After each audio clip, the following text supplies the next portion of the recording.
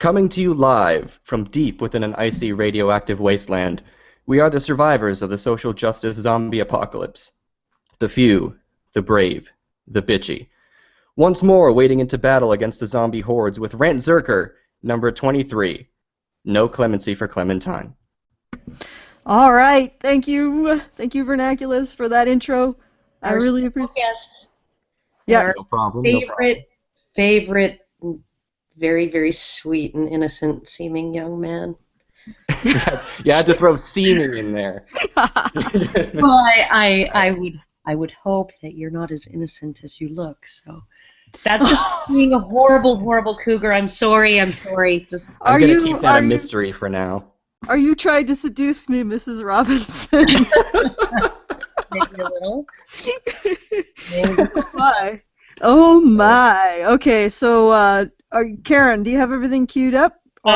Well, today's topic is Clementine Ford. Clementine Ford is an Australian freelance writer, broadcaster, and public speaker based in Melbourne. She writes on feminism, pop culture, and social issues, including but not limited to how men are the devil, why women aren't to blame for anything, and why men are bad. In addition to these credentials, Clementine is an avid twit who tweets bigoted and slanderous statements about men on Twitter. In her free time, she enjoys getting individuals who object to her statements fired from their jobs. While her vagina is not a car, it is indeed a font of timeless womanly wisdom, and theoretical physicists and feminists have speculated that it may well represent the center of the known universe. Her turn-ons are self-hating men, bloodied stilettos, and disparaging half the human population. She's looking for a male partner whose scrotum is symmetrical enough to be made into an attractive change purse, since that's all it's good for, and who is fully prepared to listen to her lengthy and thoughtful diatribes on how men are to blame for all the evils in the world. I just have to point out that one flub. Theoretical physicist. We know what's on your mind, Mrs. Robinson. Maybe just a little. But okay, I've got the video queued up. I'm gonna have to screen share. So we are critiquing a TEDx talk by our indubitable and inimitable Clementine Ford. Your vagina is not a car. It's really not a car. Just in case you guys didn't know. Yeah, so she at least got one thing correct. Yeah. The vagina is not a car. Okay. But it can take you places. Yeah.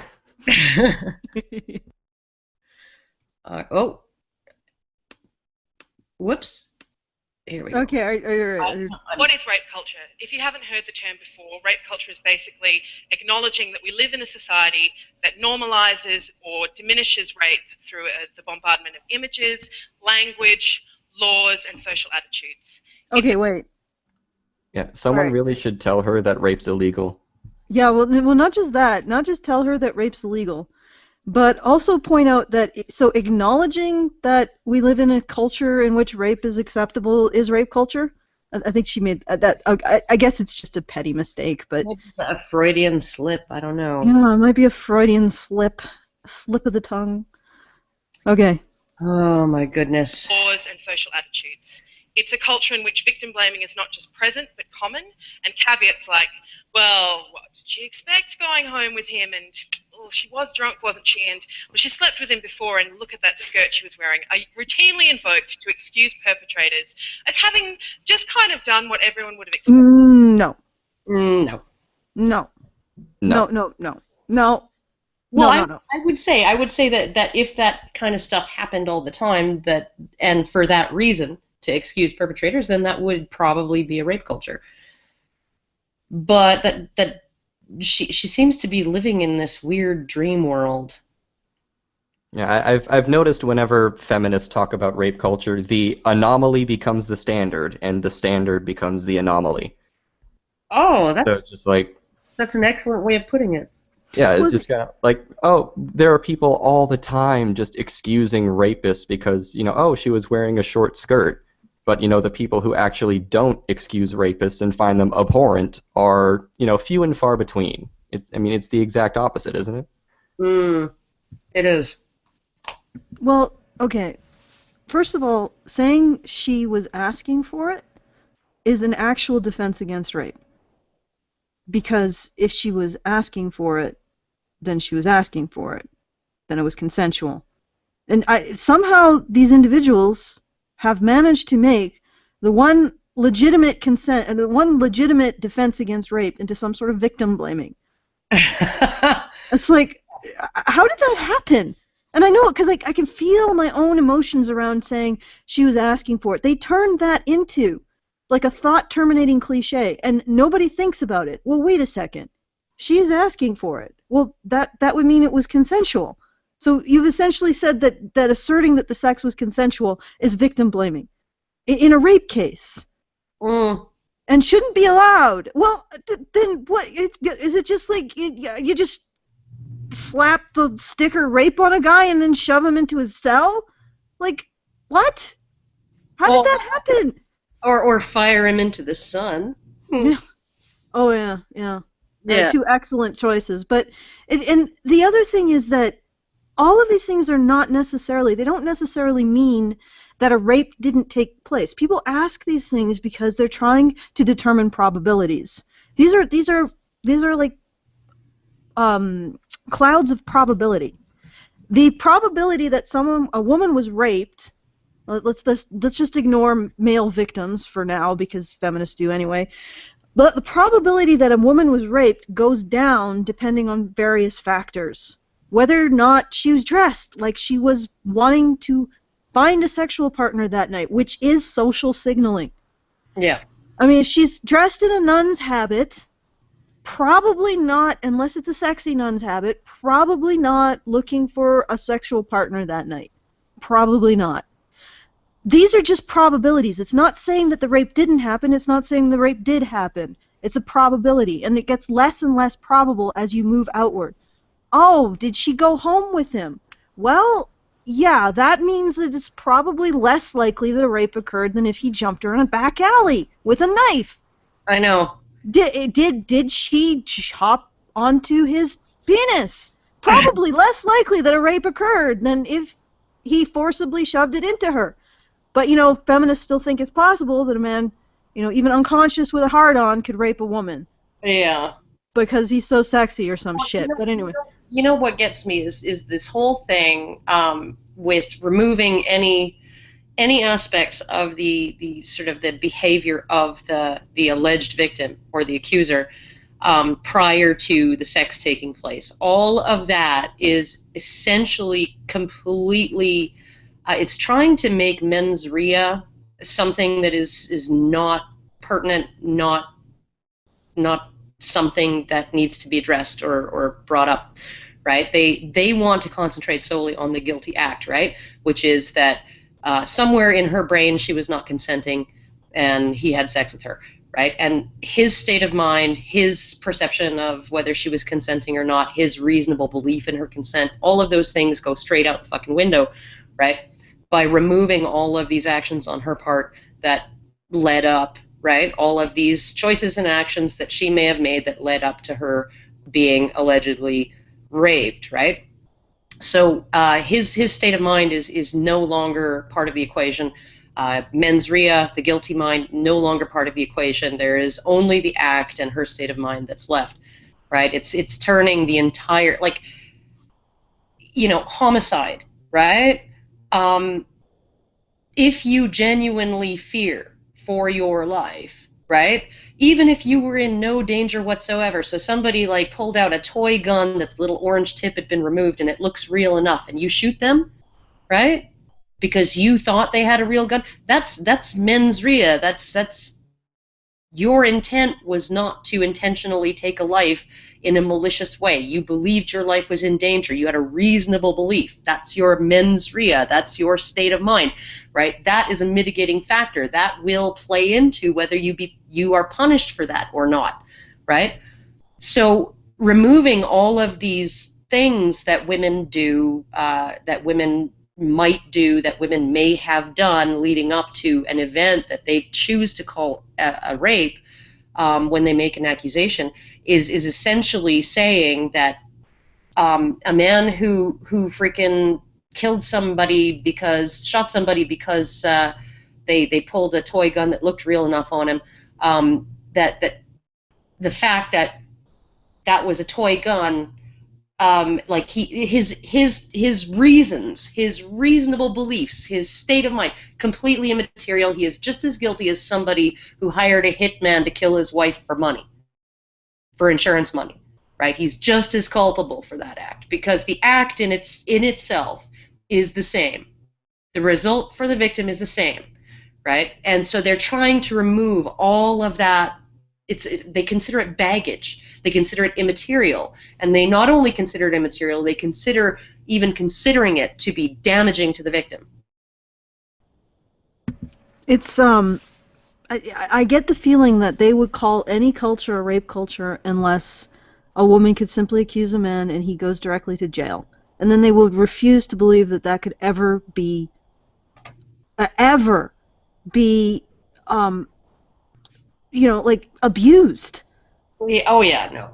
I mean, you just point your finger at a guy and he goes directly to jail, no pass go, and that would never be abused because women aren't human. Yeah, no, they aren't. I mean, if a single person defends that guy who was just thrown in prison, though, that would still mean that there's a systemic, society-wide attitude about how rape is excused. So everybody would have to be okay with this too. So not only would women be able to just send men to jail with an accusation alone, nobody could actually speak out against this state of affairs, or it would be rape culture. Yeah. These people are totalitarianists. Okay, but we need to get through this because I have food being cooked in my house. Oh God, you lucky bitch. Done what a red-blooded Aussie male would do. Can't say fairer than that. I mean, she did go home with him. It's that kind of language. It's the language of lawmakers who use words like honest rape and forcible rape and legitimate rape to portray the fact that they believe... Okay, wait. We need to stop every 20 seconds. One politician said legitimate rape. But the other thing is that there are non-legitimate. There are false accusations. So saying something is a legitimate rape is actually a legitimate statement. Yeah. And you can't... What they want to go, how they want to read his statement as like the intentions behind his statement is that some rapes are more legitimate than others, right? That it's only legitimate if he jumped out of the bushes with a knife. It's only legitimate if it was somebody that you didn't go on a date with. It was only legitimate if it was somebody not your husband, or if you fought and kicked and screamed and had injuries. Right, that's what makes it legitimate. No, if it's a legitimate rape, it's a rape that actually happened. It's not an accusation that turned out to be false. It's not one of those unfounded things where a woman makes an accusation and it turns out that what happened to her wasn't actually a crime, wasn't actually a rape. She described the circumstances honestly, right, of what had happened, but that's not against the law. Right? That's not a legitimate rape.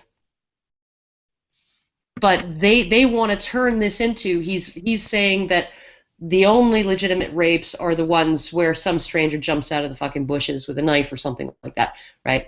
And wants to hang other victims out to dry, right? Which is making a giant fucking leap, right? It is. Mm-hmm. The other thing is that if we really did live in, I was talking to Vernaculis before we started this. If we lived, I have some great ideas to actually make this patriarchal rape culture efficient, because what it is right now, the patriarchy really fucking sucks, and making this rape culture really a truly rapey rape culture. I mean, this is the suckiest rape culture ever. I totally could improve it with some simple suggestions. Do you want to hear what those are? I do. Okay. Hear 'em. All right. First of all, what the fuck? How is it even possible that men can rape women? I'm sorry. Biology people, have you ever tried nailing a live fish to a board? Seriously, think about it. She's struggling, he's trying to get...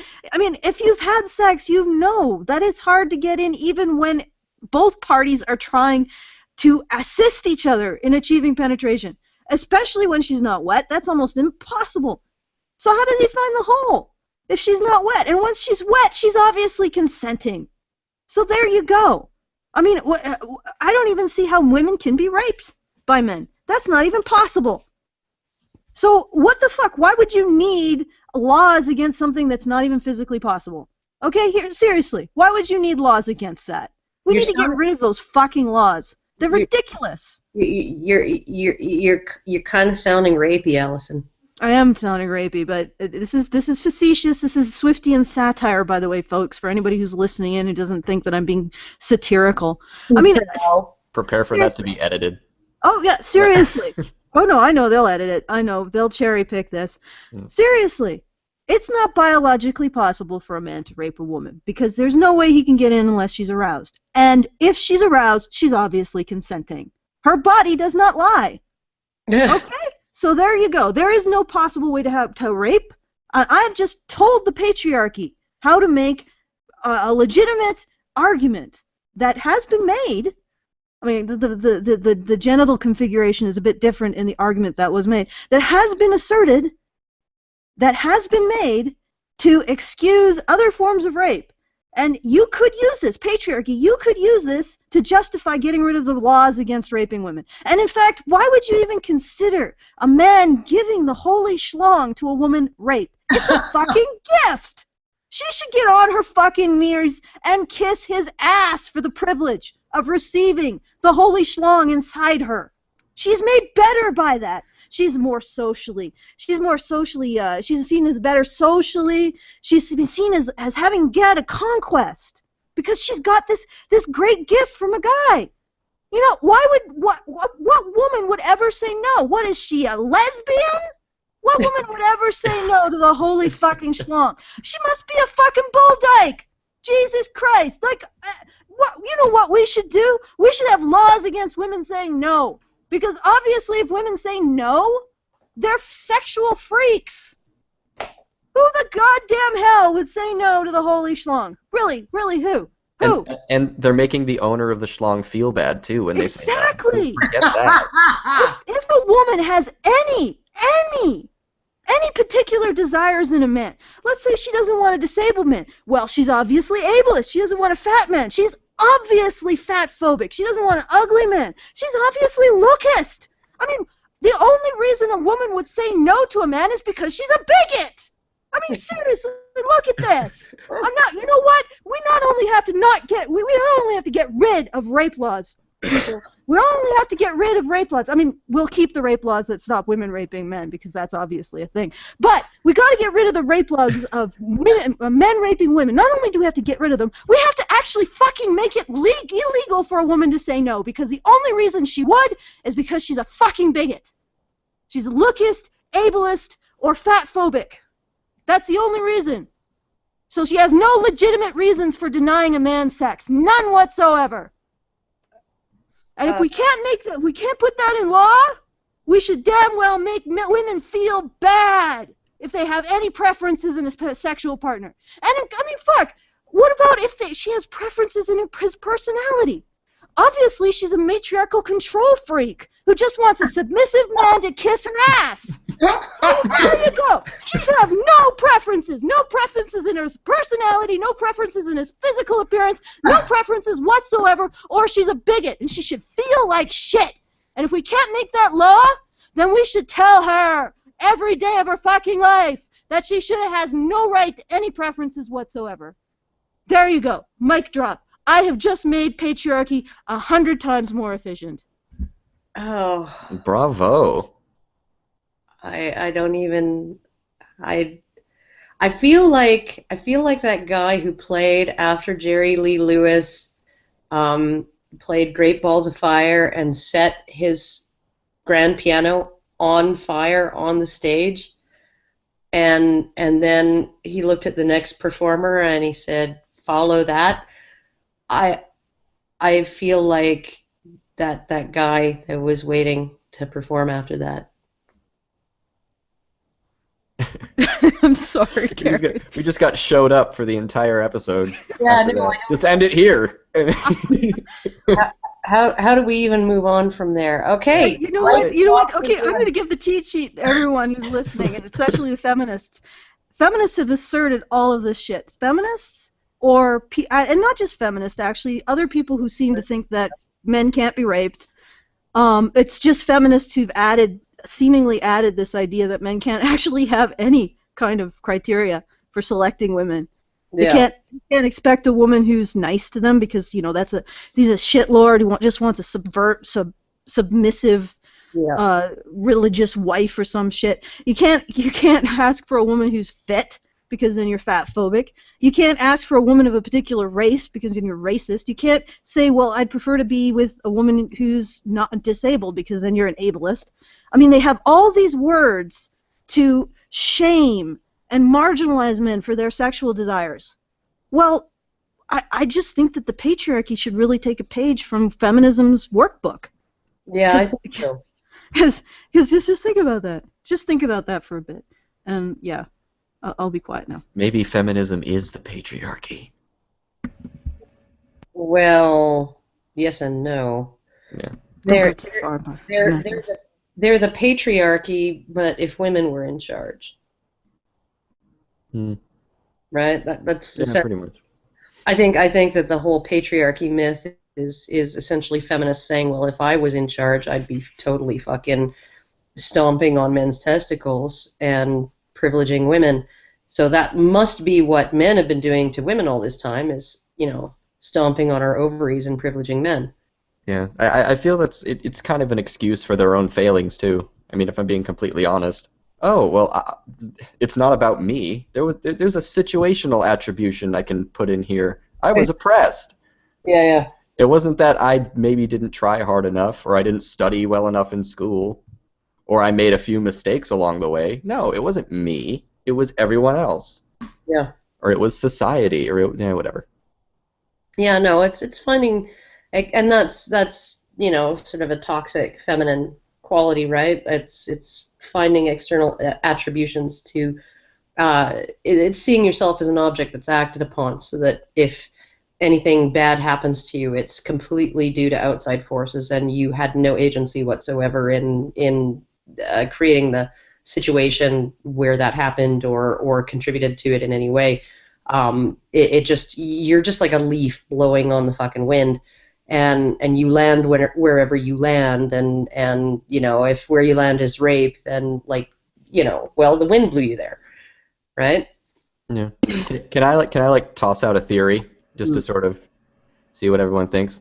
I think that feminist men blame themselves for things even when it's not their fault. Yes. And feminist women blame everything else for something even when it is their fault. Yes. Okay. Absolutely. It's all right. Toxic femininity and toxic masculinity right there. Hyper agency and hypo agency. That's the two primary drivers, I think, of that sort of toxic gender dynamic, is that men see anything that happens to them as necessarily something that they chose or caused or wanted or earned, and women see everything that happens to them as something that was caused by someone else or something else, and that they never earned it, chose it, or anything. So this is why you see, the unilateral, the sequence of unilateral decisions that women have to prevent becoming mothers, right? That is, I mean, she's still a victim of those choices, right? She's still a victim of his ejaculation. He made her pregnant, and she should have every opportunity to opt out of motherhood, and he should have none, because his ejaculation is just that powerful. It has just that much agency that it overcompensates for all of these unilateral choices that she has. And then on top of that, if getting an abortion is not as cheap and easy as a haircut, then she's a victim of that too, right? Because how could she possibly be expected to take 2 days off of work, right, and pay $500 to have an abortion, right? Because that makes things difficult. It makes things hard for her, and all of her choices should be effortless, right? Otherwise, they're not choices at all. And so what we have here is this kind of situation where she's not forced to do anything, right? But she can say she was forced into motherhood and blame it on the man, who's the only one in this situation who's forced into anything. And really, and for true, not kind of sort of forced, right? The go to jail if you don't forced.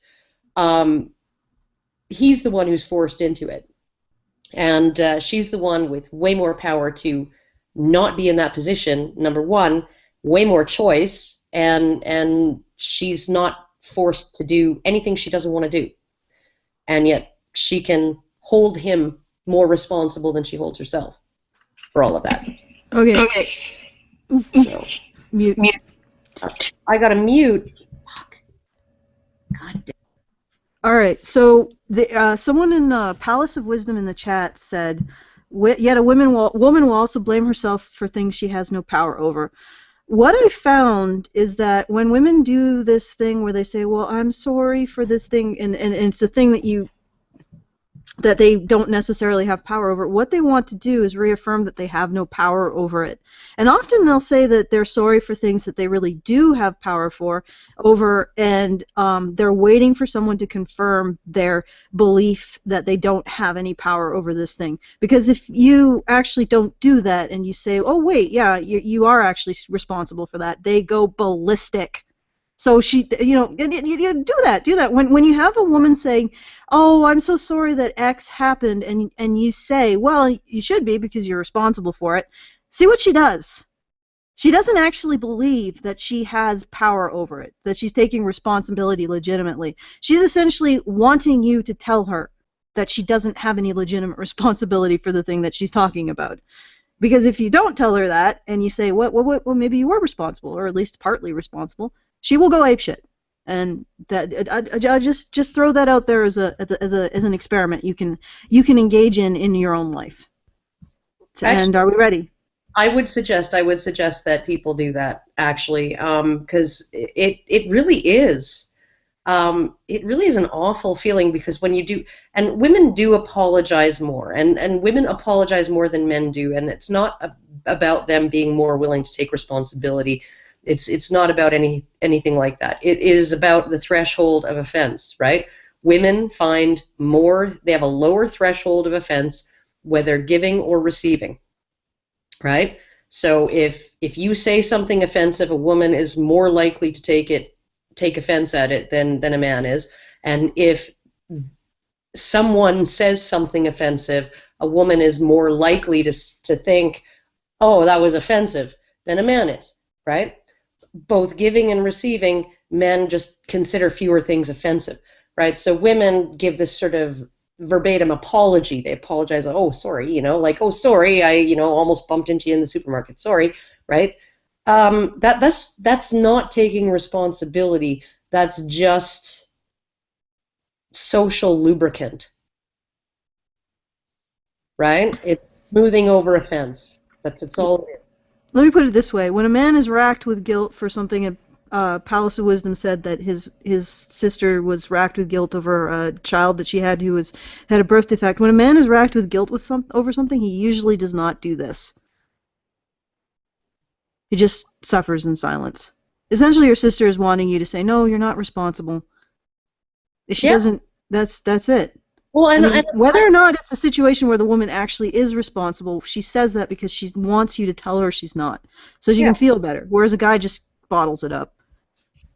Yeah, no, and nobody's even telling you to say to your sister that she is responsible, because those kinds of things, often there's just really no way to foresee them, nothing you can do, right? And often you aren't responsible for them. There are cases where things happen to people that they didn't bring on themselves, that there was nothing contributory that they did that made that happen, right? Things like drive-by shootings, and like the sort of the caught in the crossfire, 8-year-old boy sitting in a car parked at a light who gets hit, because of some gang war that's going on in his neighborhood, right? There's no way the mom brought that on. There's no way the kid brought that on, right? This is nothing contributory to it. It's just going about your daily life, and something really fucking shitty happens, right?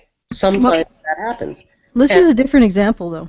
Like, the example that I think of is a mom saying, yeah, my boyfriend raped my daughter, and I feel so bad about it because it's my fault. And you say, well, yeah, it sort of is.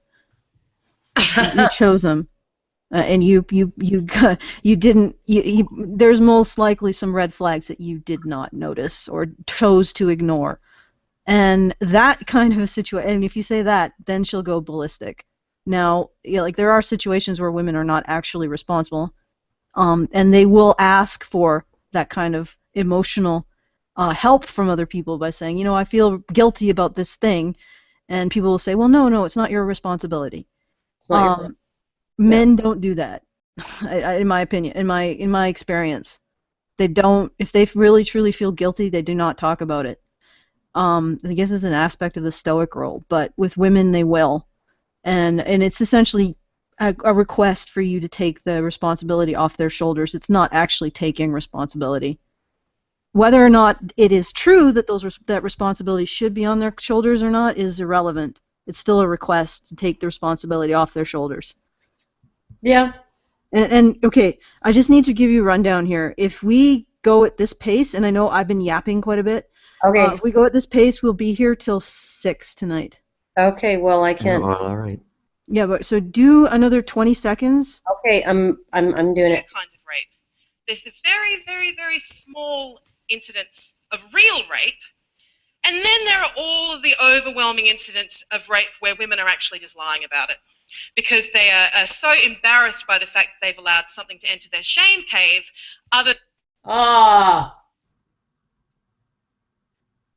Shame cave. Is that what the kids are calling it now?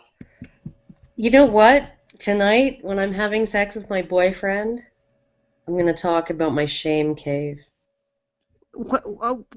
I don't even know. Okay, wait a second. Okay, I get it now. Oh, she's talking about her vagina.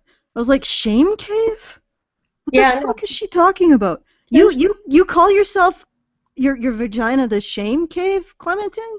She's essentially saying that the reason why people think that false accusations of rape are common is because obviously these accusations are being made by women who are embarrassed about letting someone into their shame cave, right? I don't think she's saying that she's ashamed of her vagina.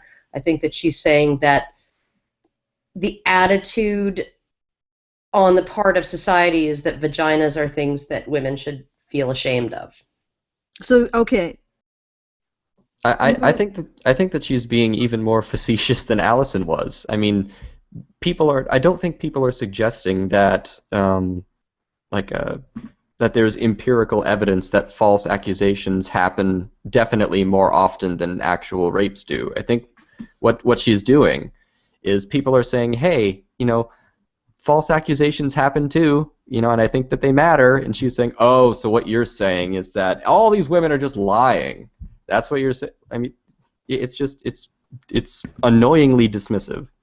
Well, it's also they accuse us of zero-sum thinking, black and white thinking, right? The feminists accuse MRAs of this all the time, and yet somehow it really is their interpretation of what we're saying that they are interpreting it as zero-sum thinking because that's how they think.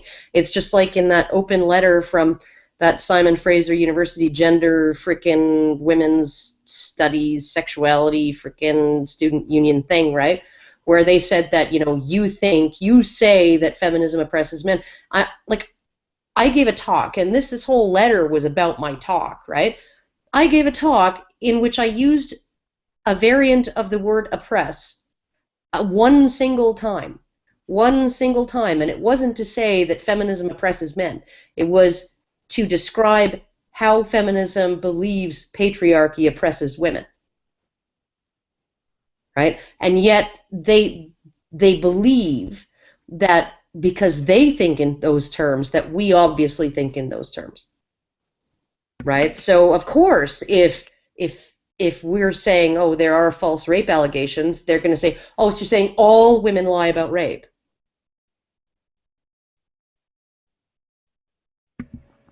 I think we need to do another 20 seconds.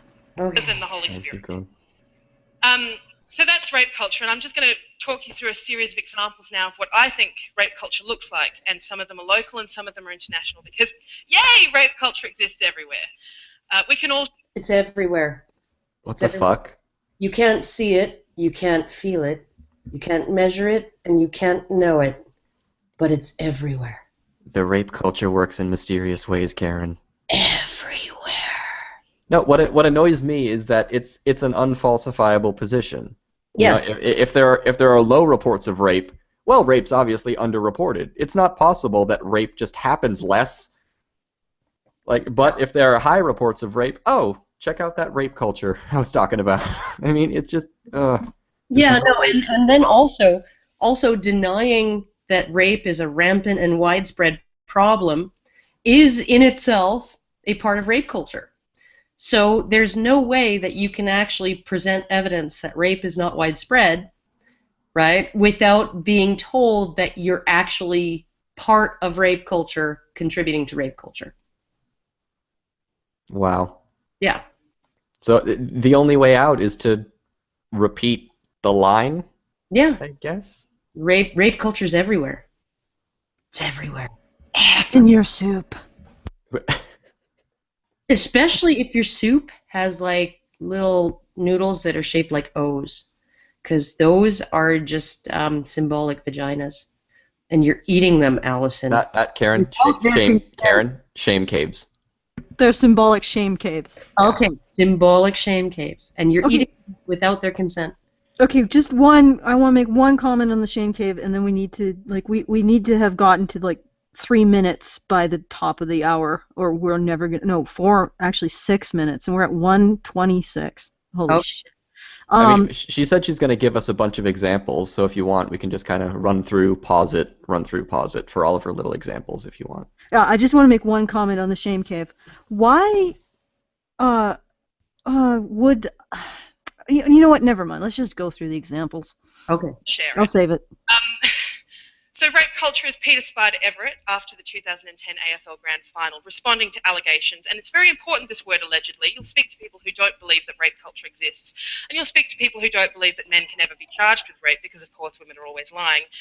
Very, very intent on protecting the due process of the legal system, only in cases of sexual assault where they... Yeah, because only cases of sexual assault are you attempting to get rid of due process. I know. It's like, and you already have. You already have. We've had 40 fucking years of rape reform law, right, that has made it so that a rape trial looks completely different from the trial for any other serious felony, right? Different rules of evidence, different fucking courtroom procedures, different this, different that, different ways of publicizing it, right? Anonymity for accusers, right? All of those things as only pertains to sexual assault law. Rape shield laws. Yes, all of that, right? We have had all of these changes that erode due process in this one particular fucking area, and then you're like, well, you don't really care about due process when it comes to this particular crime. Like, what is wrong with you? Well, because that's the only fucking place where feminists, other than domestic violence, where they've been fucking tinkering with the law to the point where it's completely unrecognizable from the rest of the law in modern Western democracies. Yeah, I think that... Stupid fucking cow. And what the fuck are you wearing? What are you wearing? Why is it that feminists cannot figure out how to wear clothes that are flattering for your figure? Your figure is not that bad. It's not that bad. But what you are wearing makes you look lumpy. I'm sorry. It makes you look like you could tuck your boobs into your skirt. It makes your arms look flabby, and your shoulders look weak. It makes you look like you're wearing saddlebags under your skirt. Karen likes the Amazonian from your shirt where you've tucked it in, which you should have left loose. How can I be the person giving fashion advice to anybody? Yes. Let the rage flow through you, and let the play get hit. Okay. I'm sorry. Remind you consistently that this just happened allegedly. So, Peter Spider Everett, responding to the allegations after the 2010 AFL Grand Final that a sexual assault had occurred in the home of one of the Collingwood players.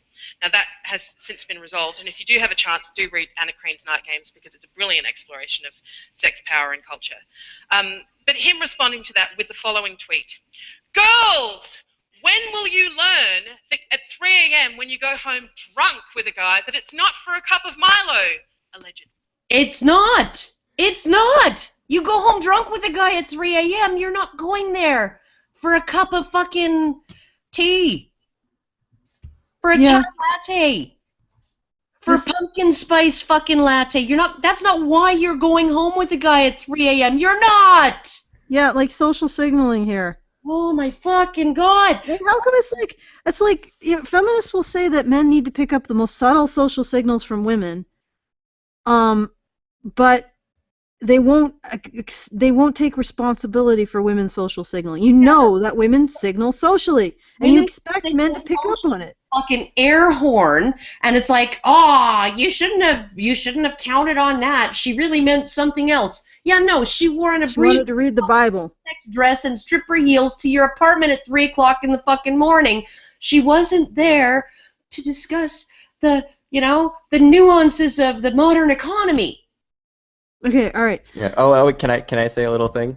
Sure. You want to talk about signals? She mocks the word allegedly and then doesn't say whether the person was found guilty or not. She just says it was resolved. Uh-huh. So one can assume that there wasn't enough evidence. Yeah. Right? Or unless she's using that as an example of, there was no, credible evidence, but that's just what rape culture does. Yeah. So I don't know what she's doing here. I'm sorry, I'm getting really red in the face. Yeah. You're obviously these kind of skirts frustrate you. Well, No, don't start, just press play. It pains me to see anybody dressing in a way that's completely unflattering. Right? I don't mind, like, if she was just wearing sweatpants at the store, I wouldn't care. She probably thought that black would make her look slimmer.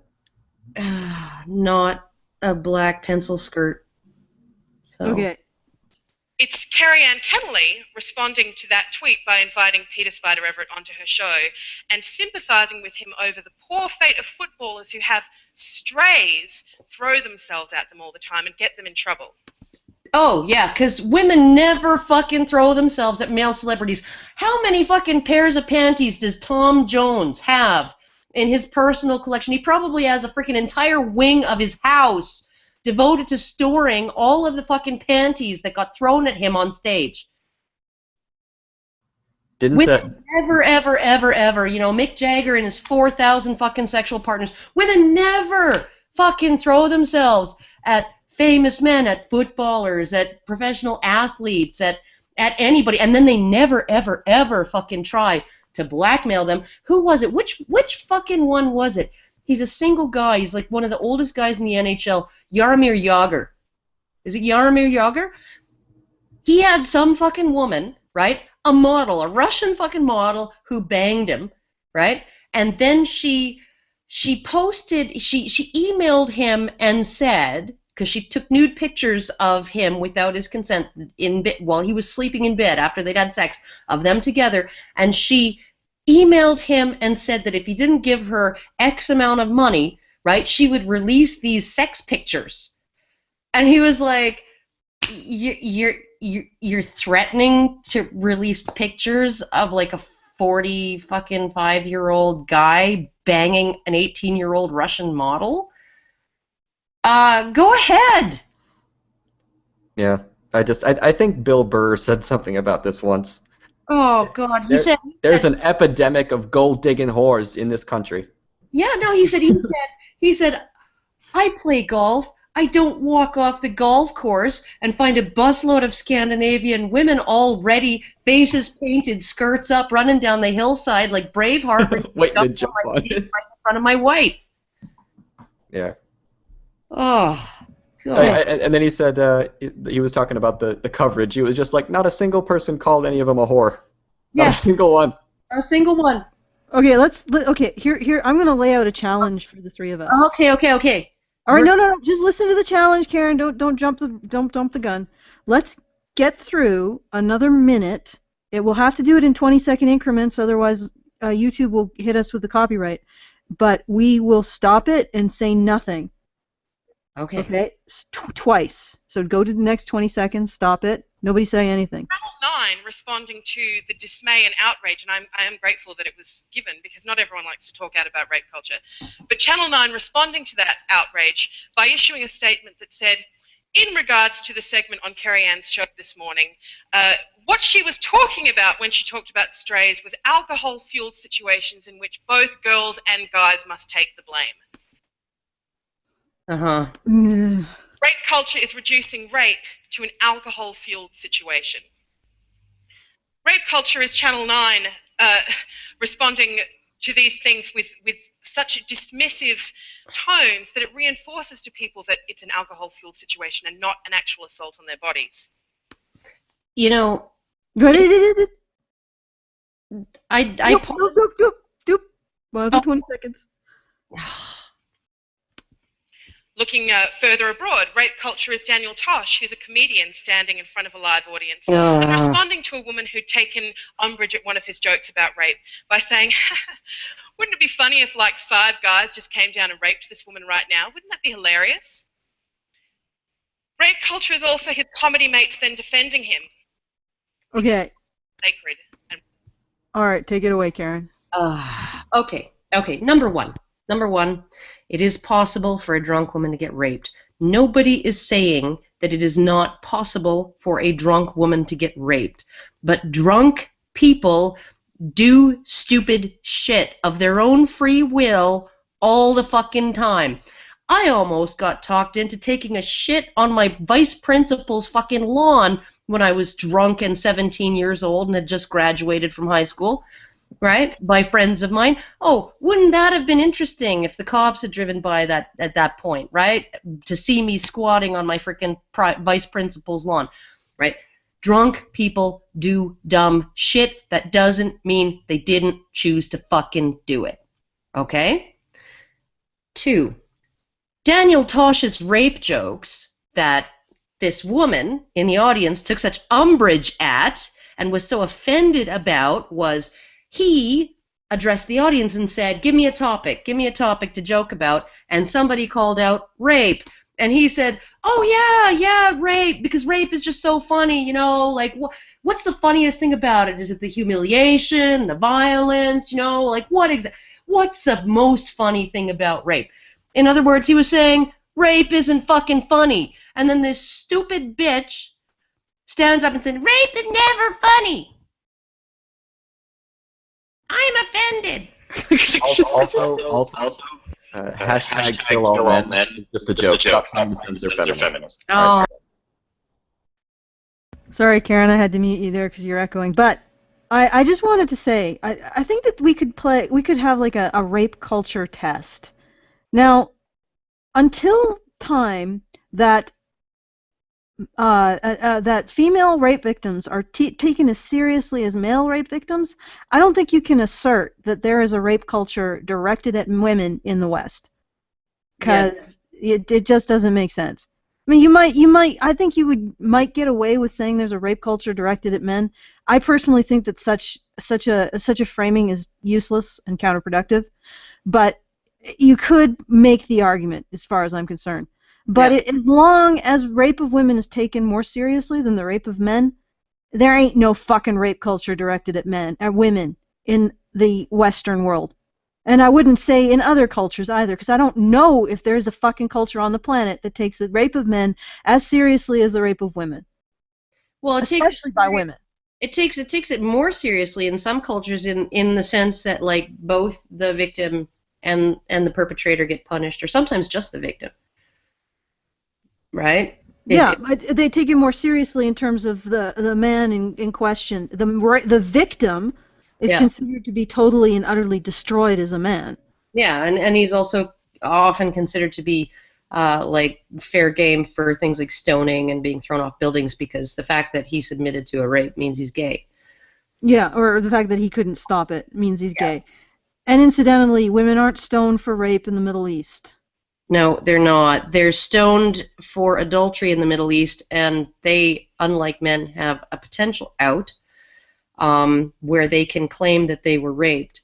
And women who have made this defense are sometimes successful, and then it's just the man who's stoned to death for rape. And when they are not successful, then both are stoned to death because she was found guilty of adultery. She was not found to be a rape victim. Now, you can argue that maybe the rules of evidence are such that some women who were genuinely raped end up being stoned to death, but they're not stoned to death for being raped. They're stoned to death for adultery. Right? Yeah. And again, the same thing. Either Man doesn't have the out of accusing of being of asserting that he was a rape victim. Oh yeah, no. The man can't assert that he was raped or seduced or she led him on or she was a temptress or anything like that. He gets to be stoned to death no matter what. Stoned to death as an adulterer or stoned to death as a rapist. Yeah. So it's not exactly a great situation for men. No, if it can be proved that the sex happened. So yeah. And so that I think that gives a little bit more context to that.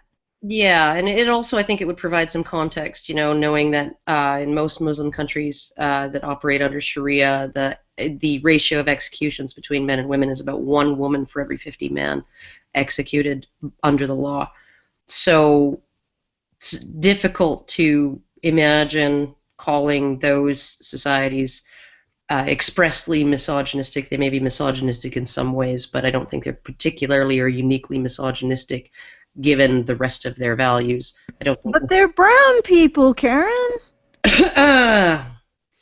There's plenty to criticize in Muslim cultures. There's particularly in Middle Eastern or Arab Muslim cultures. There is plenty in there to criticize. But just because they're brown doesn't mean they love rape or at least. I don't think that there's any society on the planet that has ever tolerated or condoned the rape of its own women. Yeah, but brown men are totally responsible for treating women badly. They've done it throughout history, especially white women. Brown men really like hurting white women and raping them. They do. Yeah. Oh. Okay, that is facetious. For anybody who's listening, I'm making fun of the fucking neo-colonialism of all of this shit. Yeah. Anyway. The sort of the threat narratives that they use to prove that, these men over there, those men over there, they're bad and they're rapey, right?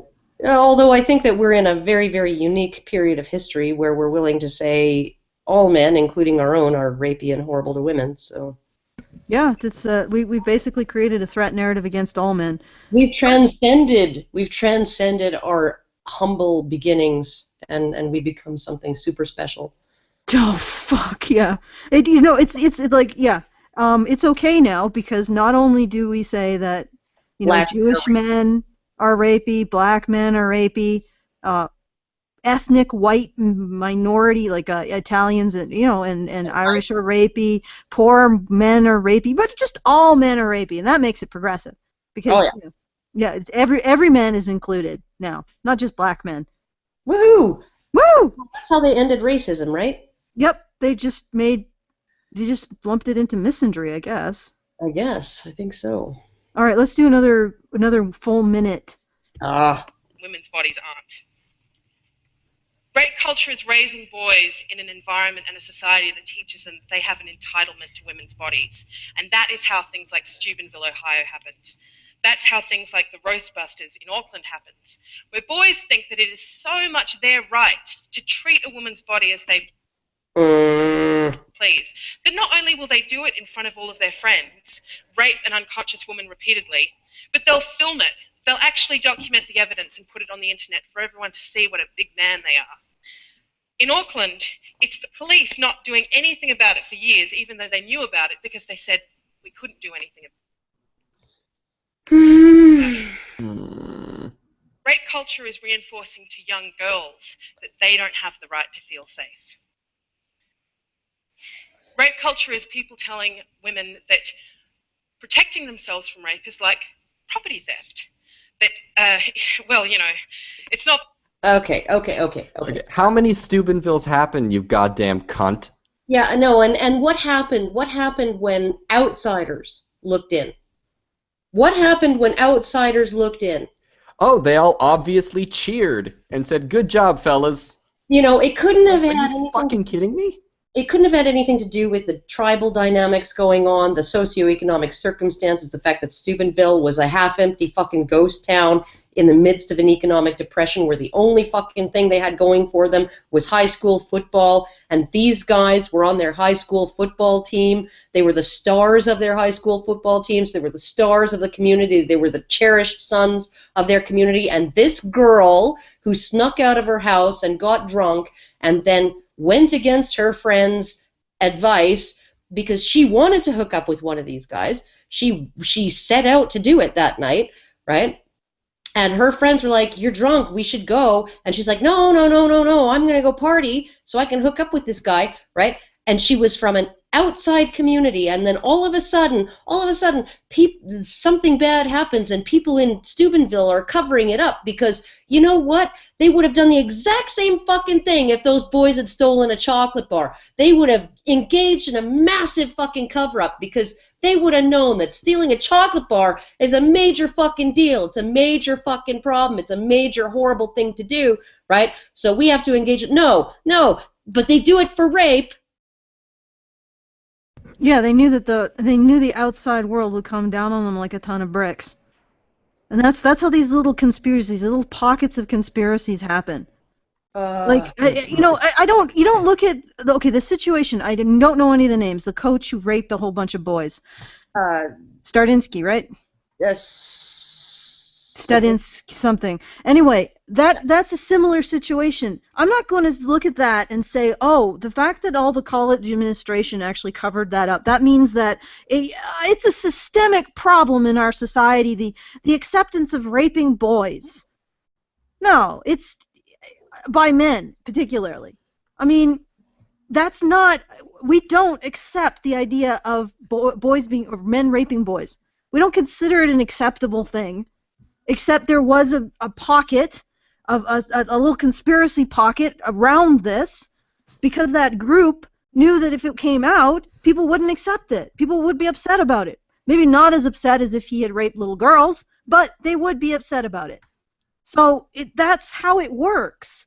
These isolated incidents can't be used to create some sort of network of accepting rape. It just doesn't work like that. Yeah, that's what pisses me off the most about these things. They take the worst possible event that they could find that would confirm whatever they want to believe about society, and then they put it forward and say, hey, this is what society is, everyone. It's all this bad everywhere, when it's not. But they don't even, because what they're using, right, those things that they think are confirming their view, right, that society finds rape acceptable because people engage in cover-ups, right, when there are important people involved, like Catholic priests, and the public can never know about this, right? Or even female guards. Sandusky or Stubenville or whatever, right, that they don't want anybody to fucking know, right?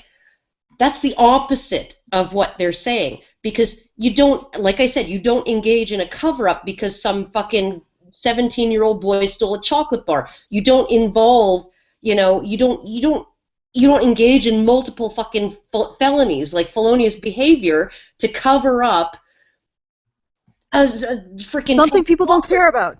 Yeah, something people don't care about. You do it because you know that everybody fucking disapproves of this, right? And so the very idea that there are these cover-ups, right, disconfirms their hypothesis that society endorses, normalizes, and accepts sexual violence. It doesn't, except in the case where people can engage in sexual violence right out there in the open.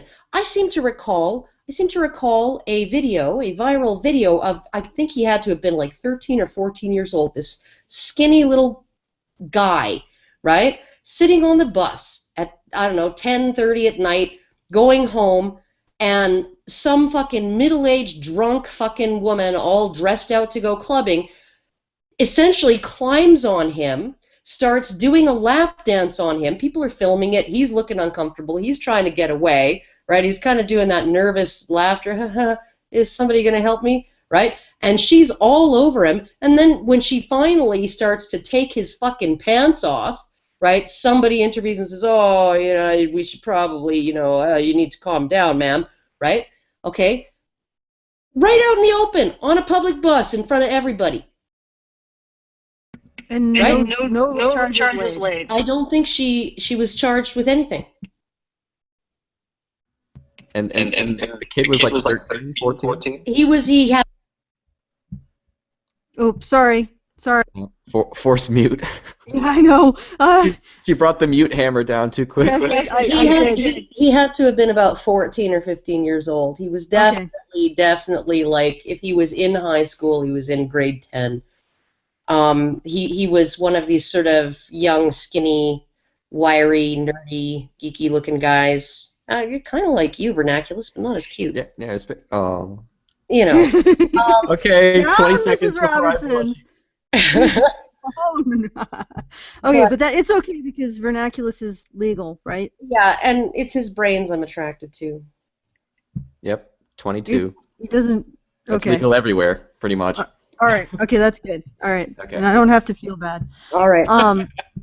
Unleashing this cougar in an enclosed space with you, Vernaculis. Whatever. I'm only just kidding because I have no interest in men outside of my relationship. I don't have the time or the energy for that. So. Okay. All right. Given what my relationship is like. But and like the idea that Okay, all right. This is what I want you guys to do for the next minute. Okay. I want you to do the same thing. Do 20 seconds. Wait for it.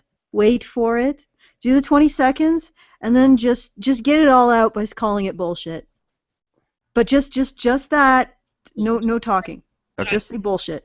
Hey, but if you're gonna leave your car parked on a street with the keys in the ignition and walk away, can you really expect that someone's not gonna come along and steal it? No, you can't. No, you can't. You stupid bitch, you can't. Just like Bullshit. If I pass out at a party, I can't expect I'm not going to wake up with one eyebrow shaved off and a fucking dick drawn in Sharpie on the side of my fucking face. I can't expect that. Yeah. See, Clementine, there's this thing called risk mitigation. Okay? You should figure out what that is. She thinks, like she even said it. All right, we have to... Yeah. Girls, it makes women feel like they don't have the right to be safe out in public. Nobody has the right to feel safe out in public. Karen, just say bullshit. Bullshit. And I say to that the two things that I think when I think of people calling property theft into account for this is that one, my vagina isn't a car. No, it's not. It's a shame cave. Moving on. And if it was, I would have saved a lot more money in taxis over the years, and then I'd be able to fix its brake pads. That's disgusting. This analogy is falling down, and my brain is no longer computing. Yeah. Next thing you know, she's gonna tell us it needs an oil change. All right. Moving on. Bullshit. Say bullshit. If her vagina was a car. If her vagina was a car, she would have to register it, and she would have to insure it. She also has to be responsible for it when she was drunk. Zuzzing! But secondly, we're not disembodied from our bodies. Our vaginas aren't cars that we can walk away from and leave. The only way that analogy works is if I'm sitting in the car and you come and you open the car and you drag me out of it and you steal my fucking car. Yeah, except for you don't want rape to only involve somebody dragging you somewhere and holding you down and forcing you to do something. No, you want rape to involve all those times you got drunk and then you woke up and you were like, this isn't Brad Pitt, this is Ron Jeremy's uglier fucking cousin. Bullshit. I was so drunk last night, I guess I didn't consent. Bullshit. Your vagina is not a vehicle. But this is what rape culture looks like. Rape culture is pretending that rape culture doesn't exist. Oh my fucking god! There you go. She went there. She said it. She said it loud. She did it. She fucking went there. Oh my fucking god! Unfalsifiable. Okay, fine. You want an unfalsifiable belief?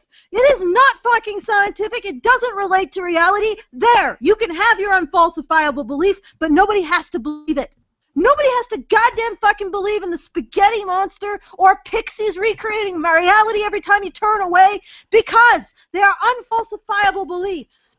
If you want to have an unfalsifiable belief, that is fine. But you own your shit, and you recognize that no one else has to believe it, and you have no moral authority to force them to do so. Fuck! Bullshit! Can we just declare feminism a religion now? Oh, God. Well, the problem is that That's so you could upsetting. argue. This just amounts to, like, Satan planted the fossil record in order to weaken people's faith in God. That's all it amounts to. Okay, all right. Here's the thing. At least religions were about creating a functional society. I don't know what the fuck feminism is trying to create. It's trying to create. It's like trying to take a human body and turn it into cancer, just all cancer, Oh, God. all unfalsifiable beliefs. Like, fine, you can have that, but you don't get to simultaneously assert an unfalsifiable belief and then say that it describes reality in a scientific way. And if it doesn't describe reality in a scientific way, I don't have to believe it. It's faith. That's It's all faith. it is. It's It's- fucking faith. It's what Janice Fiamengo called theofeminism at the KSU men event. But she feels rape culture in her car, in her shame cave. Oh, no, It's all around you, right? Like, this is what got me, like, when Lauren Southern was at the Slut Walk in Edmonton and she was asking somebody, right, you know, like, well, the woman was like, of course rape culture exists, you know, like, it's everywhere, it's all around us, right? And Lauren was like, okay, so an example, and she's like, I don't want to talk to you anymore. So, Rape culture is all around us. Just look at how many people fucking disagree with us about this. This is obviously rape culture. I mean, what the fuck? We have all these heathens. It's like Lewis's law that comments on any article about feminism, by feminism, right? You know, so there's never an end point. There's never a point at which that can be found to be not true, right? So, you know, like the comments on any article about, like, freaking ringworm justify ringworm. Oh yeah, people are like, fuck, this ringworm sucks, man. You know, oh, justifying ringworm. Oh, okay. Let's do another 1 minute, and we'll take all of our angst and anger and just push it into the word bullshit when we stop, okay? Okay. Preferring to believe that the women in their lives are potential victims rather than accepting that the men in their lives are potential predators. Bullshit! Fuck! Oh my. Okay, well, there are your gender roles. You know, every fundamentalist religion has its gender roles, and there are feminisms. It's got its fundamental belief in the evil around us, which is rape culture, and it's got its fundamentalist gender roles. Yeah. Men are perpetrators, women are victims. Well, men are doers. Women are recipients of doing. Mom, why do you think I would do that? I'm your son. Oh, vernacular. Yeah. It's so... Why are you so naive? Of course you're a perpetrator. Well, yeah. I mean, you can't tell if I'm one of them. In reality or in potential. Every woman's son is just her own potential perpetrator or another woman's potential rapist. Yeah. So... I mean, you never quite know, right? No, I don't understand why feminists haven't, like, bred themselves out of existence yet. Because, you know, they have a choice. They can bring a potential victim into the world. Oh, what a horrible thing, bringing a child into that kind of horrible, horrible situation. Or they can bring a potential perpetrator into the world. Oh, what a horrible thing, giving birth to a monster. So, I don't understand how these women. I don't understand how a woman could give birth to a son, right? Look at this little bundle of joy that she has in her life now, and say, he might rape somebody in the future. Okay. Let me. How in the hell does that thought cross someone's mind? Let me just nitpick you a little bit, okay? Okay. A newborn baby is not a bundle of joy. Well. It's a bundle of demand. It's a bundle of solipsism. It's a bundle of it's like a black hole sucking everything in, right? But You're saying newborn babies are feminists. no, well, maybe, yeah, they could be sort of comparable, right? But here's the thing, right? There's this thing that's supposed to happen in a woman when she gives birth, right? That, it floods her system with all of these hormones that make her want to make that little bundle of need and demand, that little tyrant, that little frickin' 21-inch long dictator, right? To make him or her happy and safe and comfortable and feel loved and all of those things, right? That's nature at work, because frankly, if we didn't love our kids automatically, right, we would be much fewer than 7 billion people right now on this planet. Nature programs us to love our children. I don't think Clementine Ford has any children. Well, let's hope not. I'm just thinking. Because children are a hassle. They're a burden. They are a problem. They are a constant fucking problem. Often for the first year that they're with you, right? But you give them everything you can because they're part of you, and you want them to have everything. You want them to have everything better than you had it. You want them to have everything you can possibly give them, right? It's the most amazing thing. And to even think that, and I have heard feminists say, that when a woman, I have heard a feminist say, when, she's concerned about, she knows her fetus is a boy and she's worried about him growing up to be a potential rapist. And I'm thinking to myself, you're not worried about him being born with a heart defect, or worried about him being born with clubfoot or spina bifida, or you're seriously worried about how he's going to grow up into a monster who victimizes women. That's lovely. That's wonderful. You're going to make such a wonderful mother to that boy. Oh, the other thing is. Oop. You got the echo going on. Boy, this has been a bad day for the echo. So the other thing is that statistically, and I've said this multiple times, if you don't rape your son, moms, don't rape your son, you've probably done the most you can to stop him from being a rapist. So, I'm more concerned about, these women who say, oh, I'm worried that my child is going to, or my boy is going to grow up to be a rapist. Well, lady, here's a thought, don't rape him. There you go. Yeah, and don't leave him in the care of a woman who will rape him. Yeah, that's like just all those feminist mothers who are so concerned about it, just don't rape your sons. I know you as a feminist have this desire to do that, but resist it. I mean, I know that your toxic femininity or feminism makes you want to rape your boy, but I think that you are able to resist that. I believe in you as a feminist woman. I believe that you are capable of resisting those urges that you naturally have as a feminist woman to rape children.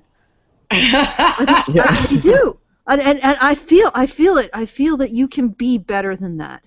I feel that. I can feel that you can not be that feminist. Yeah. And denying that she's possibly one of them is, just admitting rape culture. So. Exactly. I mean, don't deny that you're one of those feminist women who wants to rape children, because that's just denying. That's perpetuating feminist rape culture. There you go. Mm-hmm. Nope. Mm-hmm. Facetious again. Yeah.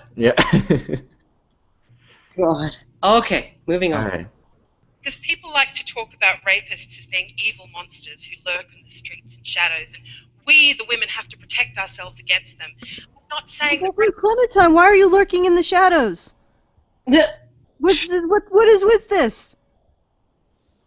Sorry. All right. Just saying, can't you just learn to take care of yourselves? Girls, when will you learn that the world is full of evil monsters and you have to protect yourselves? Rape culture is assuming that we haven't been raised protecting ourselves, believing in the state of our own vulnerability since the very days that we were first walking out away from our parents. Uh-huh. And some of that may actually be rooted in biology. And some of that feeling of being at more vulnerability, that may be something that just can't be avoided. But you know what I know? You know what I do know? Is that if you don't want women to feel that way, the last thing you should be doing is talking about how women are constantly vulnerable to rape and how they shouldn't have to fucking do anything or take any kind of responsibility to look after themselves and see to their own safety. Yeah, it's such a disenfranchising message. You're completely vulnerable to rape, and there's nothing you should or could do to prevent it. Okay, wow, I want to live in that kind of with that kind of a message for the rest of my life. The other thing is a complete erasure of male victims in this narrative. I mean, because she's spinning this narrative of female victimhood. She's erasing male victims in the process. And simultaneously, she's saying that women are uniquely victimized by this crime, but should not have to take any kind of precaution. Yeah. Okay, let's just continue. Okay. And on that note, actually, the evil monsters, rape culture denies the reality of rape, that most of it doesn't happen on the street. Most of it happens in the home. It's done to us by men we know, men we love, men we may even be related to. That's what rape culture looks like. And so that's a very sort of somber kind of view of the world that we live in, but the world that people don't want to talk about because rape. Who's not talking about that? Right? Who's not talking about the fact that date rape happens, that spousal rape happens? Who's not talking about that? Right? Well, the problem is, according to these feminists, is that it's easier to convict a man who attacks a woman, right, who's a complete stranger to her, who attacks a woman in an alley with a weapon, right, from which she has physical injuries, right, and maybe people walking by heard her screaming. It's easier to convict that guy than it is to convict a guy who exists with this woman within a circumstance where it could be reasonably assumed that she would consent to sex, right? With that guy on any given occasion, it could be reasonably assumed that a woman would consent to sex with her husband or her boyfriend or a date, right? Particularly if she's in a private residence, his apartment or hers or whatever, with him, right? That it can be reasonably assumed that this is a situation in which a woman would consent to sex, right? So it is harder to get a conviction. It just is. Yeah, it's just a simple matter of it's not that the rape didn't happen, that people are saying the rape didn't happen. It's just that it makes it less likely. And when you're dealing with putting a man under the gun and potentially turning him into a rape victim or a victim of violence, you need to actually be certain before you do that. You want to mitigate the potential damage that you do and that you engage in. And that's just what it is. That is due process. That is innocent before proven guilty. And the whole point of due process, is not to make it difficult for women to get justice. It's not to make it easier for men to go free. It's not even necessarily to protect innocent people from being unjustly imprisoned. It is there to prevent the state from becoming an agent of oppression. Exactly. And I want to point out another thing. She's saying that rape culture is ignoring certain types of rape. Oh, my dear. I think that I see about a 5'5", poorly dressed representation of rape, or representative of rape culture on a TEDx stage right there. Because you are ignoring a huge amount of the problem of rape by ignoring male victims and female perpetrators. And it starts to feel less like you care about rape victims and more like you care about perpetuating a narrative of these traditionalist, fundamentalist gender roles in which women are victim and men are perpetrators. In other words, women are a substrate upon which men write their actions. That's a beautiful way to put it. Okay. Oh, wait, Vern wants to speak. Go ahead. Oh no, I wanted to say that was a good way to put it too. Okay. That's all. Yeah, no, it absolutely is, and you even see this in what was it, Eve Ensler in her talk, her keynote speech at the 2012 Now conference. She said that women's bodies are the landscape upon which men wage war. Right? They're just the substrate upon which men write their actions. There you go. Again, if she made no effort and just put on sweatpants, that'd be fine. But she's making an effort, and it's like Karen's saying, it's just not working out. I think she has tattoos of Canadian geese on her arm too. Well, yeah, or they might be drawn on. But okay, all right, guys, let's come together into the break here. All right. Let us try to get through another minute, and again, we'll stop every 20 seconds and say bullshit. Okay. Actually, I wonder if you can just do a full minute and no, I don't want to. I don't want to try. I don't want to. I don't want to test. I don't want to risk it. Okay. 20 seconds. Talk about it. It's not nice. It's not nice. It's a hemorrhoid removal operation on the television.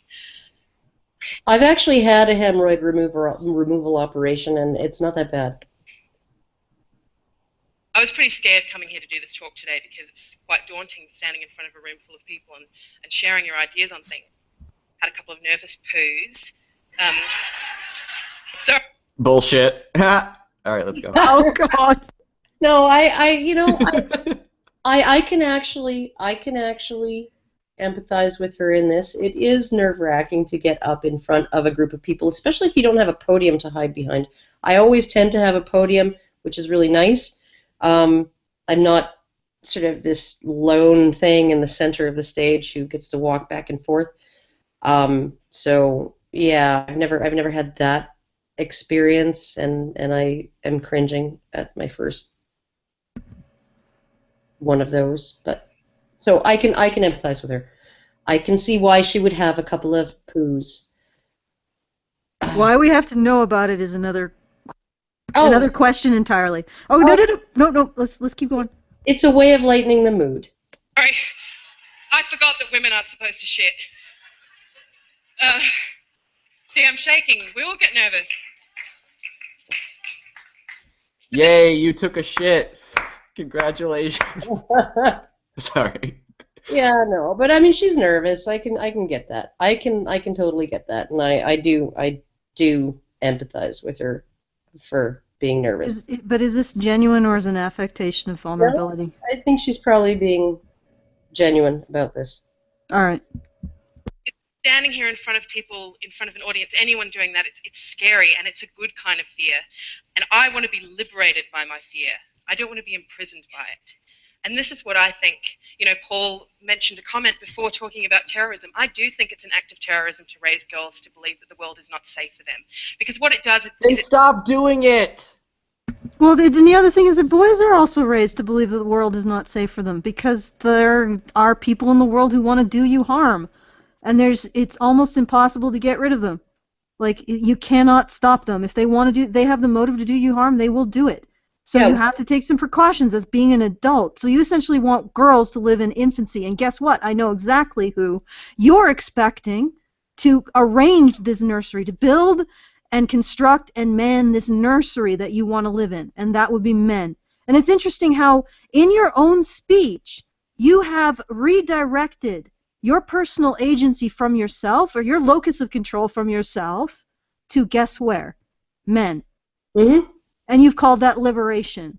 No, friend, that is not liberation. Agreed. I would also say that essentially what we do with boys is we give them the tools and the confidence, right, to weather the dangers of the world. We allow them to acquire those tools, and we encourage them to acquire those tools. I mean, like my son, my youngest, when it was last year, he was 12, right? He got mugged by a couple of freaking 17-year-old boys on his way home from school. He talked his way out of it, right? He was like, I don't have anything you want, right? Here's my backpack. Let me show you. It's just a binder and a bunch of freaking old lunch bags. Here's my wallet. It's just a bus pass, and the rest of it's empty. Like, and you know, like I don't have anything for you guys to steal. Like I don't I don't understand why you guys would want anything that I have. Here, you can have my report card. Like, that's all I got, right? That's like 12 years old, being essentially mugged on his way home from school. Like that's the world that we live in, right? And he has the tools to be able to talk himself out of actually being rolled and having his backpack and his bus pass stolen and all of that other shit, right? And having to replace all of that, or getting beaten up, right? He has the ability to deal with that situation, and he was not traumatized by that situation. He came home and he told me about it, and I was like, well, that was pretty clever of you to talk them out of like doing anything, right? And there you go. That's how we treat boys. We're like, you know what? You have the power to affect the world around you. You have the power to get out of certain bad situations. You have the power. Your locus of control lies within you, and so you have at least some power to affect how you are affected by the world, right? And then we complain when boys achieve more. Oh, of course. Of course we do. It's quite the situation. I always find that hilarious. I mean, listen, guys, when we bring up these feminists and you're listening to them, listen to when these women start to shift the locus of control from themselves to men. And they call that liberation. They call that being a strong, independent woman. No, that isn't. But actually, Karen, could you put it back a bit? Just like maybe 10 seconds.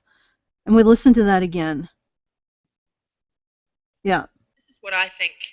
Paul mentioned a comment before talking about terrorism. I do think it's an act of terrorism to raise girls to believe that the world is not safe for them. Because what it does is it forces us to diminish ourselves. It means that It doesn't force you to do anything. It does not force women to do anything. The world is not safe for anyone. It does not force women to react in a certain way. But in women's case, what we say is that the world should be safe for you. It should be safe for you. In men's case, we say it's your responsibility to make the world safe. Mm. I would rather be told what men are told. It's your responsibility to make the world safe. It's your responsibility to not just keep yourself safe, but also to keep other people safe who are of need of your protection and provision. I would like to be told that because I find that empowering. I don't find it empowering to be told that I am a victim and my only choice is to try to get men to do shit. I'm sorry, I don't want to fucking live my life centered around what men do or do not do. You know what's amazing to me, right? Because one of the most it was a crystal moment in my memory, right? Was dragging my son and my nephew in from the undertow off the coast of Cuba. And we could, all three of us, have easily died, right? Could have easily happened. And there was that moment where I was thinking, can I grab both of them? Are they close enough together that I can grab one in each hand, right? One by each hand. And if I have to choose, who am I going to choose? Am I going to choose my son or my sister's son? Like, fuck. That moment when I was puking seawater, standing waist deep in the surf, right? That was sort of a moment where I realized that, that sometimes you get tested by what the world throws at you, and you have a choice whether you're going to act or you're not going to act.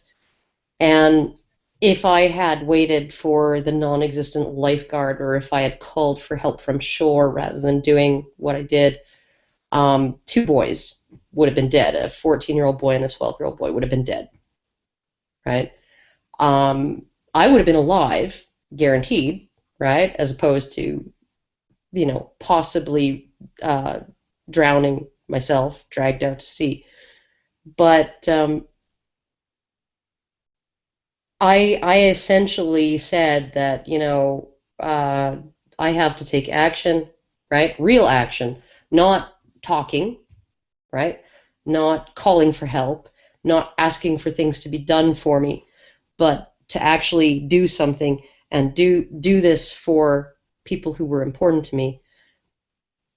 That's like one of the most empowering moments that I think I've ever experienced. And we deprive women of that. We deprive women of that feeling of effectuality, of being active agents who are able to protect others, to save others, to do really meaningful things for others, to dare to do that at the risk of your own life or health or safety. We deprive women of that. And at least this narrative deprives women of that. And I think it's just such a shame, because it's probably the most amazing feeling that I have ever experienced in my entire life, right? That two people are alive because of me, because of what I did, right? Yeah, but you see, Karen, you should, as a woman, you should define yourself more by what happens to you rather than your ability to save and protect others. That's how you should define yourself. You should define yourself more in terms of being afraid of what happens to you, of the possible physical danger that you could be in, rather than defining yourself in terms of responsibility to others. Because defining yourself as a victim who should live in fear of what happens to you is empowerment. Or no, right. I'm sorry. I forgot. No, wait. Let me correct that, because people will accuse me of making straw. Defining yourself as a victim whose primary purpose is to get men to take responsibility for victimizing you and stopping it, even though men as a group can't possibly take responsibility for the choices of individual men, that is empowerment. Changing your locus of control from yourself being able to protect yourself and protect others to someone else being responsible for protecting you. That is empowerment. Yeah, that's fucked up. Okay, let's try another minute. Take up less space than we are entitled to. We live in a world where women are taught they do not have the right to walk down the street at night because they don't have the access to the same space as men. And I think that that's an act of terrorism, and I will not negotiate with terrorists on those terms. Why don't they have access to the same space as men? Because men are told to protect themselves, and therefore they are allowed access to that space. Women are told that other people need a man to protect them, and so nobody, okay, yeah, you go ahead and walk, but just know that you're in danger and there's nothing you can do to protect you. Now you don't have access to this space. Oh my goodness, that's what you're telling these girls. That is what you are telling these girls, Clementine Ford. What's going on in her head right now? Like, it's just, she starts off like half of the speech saying, ladies, we live in a rape culture where, hey, if you get raped, no one's going to give a shit. No one's going to care. You're not going to have, the ability to protect yourself, all this stuff. And now she's saying, hey, the people who do this are terrorists. Well, Clementine, that's not everyone else in the mirror. Well, it's a lot of self-contradiction. She's simultaneously asserting that this is, well, if society really did approve of rape, your only choice would be self-protection. That's sort of what happens when you get marginalized people. Violence against them, their only choice to avoid violence against them is self-protection. Mm-hmm. That nobody else is going to protect a truly marginalized group. So it's interesting because you simultaneously assert that society has no interest in protecting you at the same time as you're asserting that society has a responsibility to protect you. That doesn't work if you're a marginalized group. That does not work because society has no interest in protecting a marginalized group. And you wouldn't get the opportunity to say that this other group has responsibility for your protection. You wouldn't get it if you were marginalized. You'd be laughed off stage. You'd be saying, you know what they would say to you? We're not responsible for your protection. But yet you get a platform to make everybody else but yourself responsible for your own protection. And then you complain when people view men in a way, like we demand that men protect themselves and others, and then we respect them when they attain that role. And you would probably be the first in line to complain that women are not seen as effective as men, as effective leaders, as effective first aid responders, as effective soldiers, despite the fact that right here you are asserting women have no responsibility to protect themselves, much less anyone else. When did your protection become someone else's responsibility? You are an adult. It is time for you to put away the expectation of protection and start doing it for yourself and providing it to others. That is what an adult does. But she's not an adult. She's a feminist. She's a fucking child. Don't forget. Anti-feminism is the radical notion that women are adults.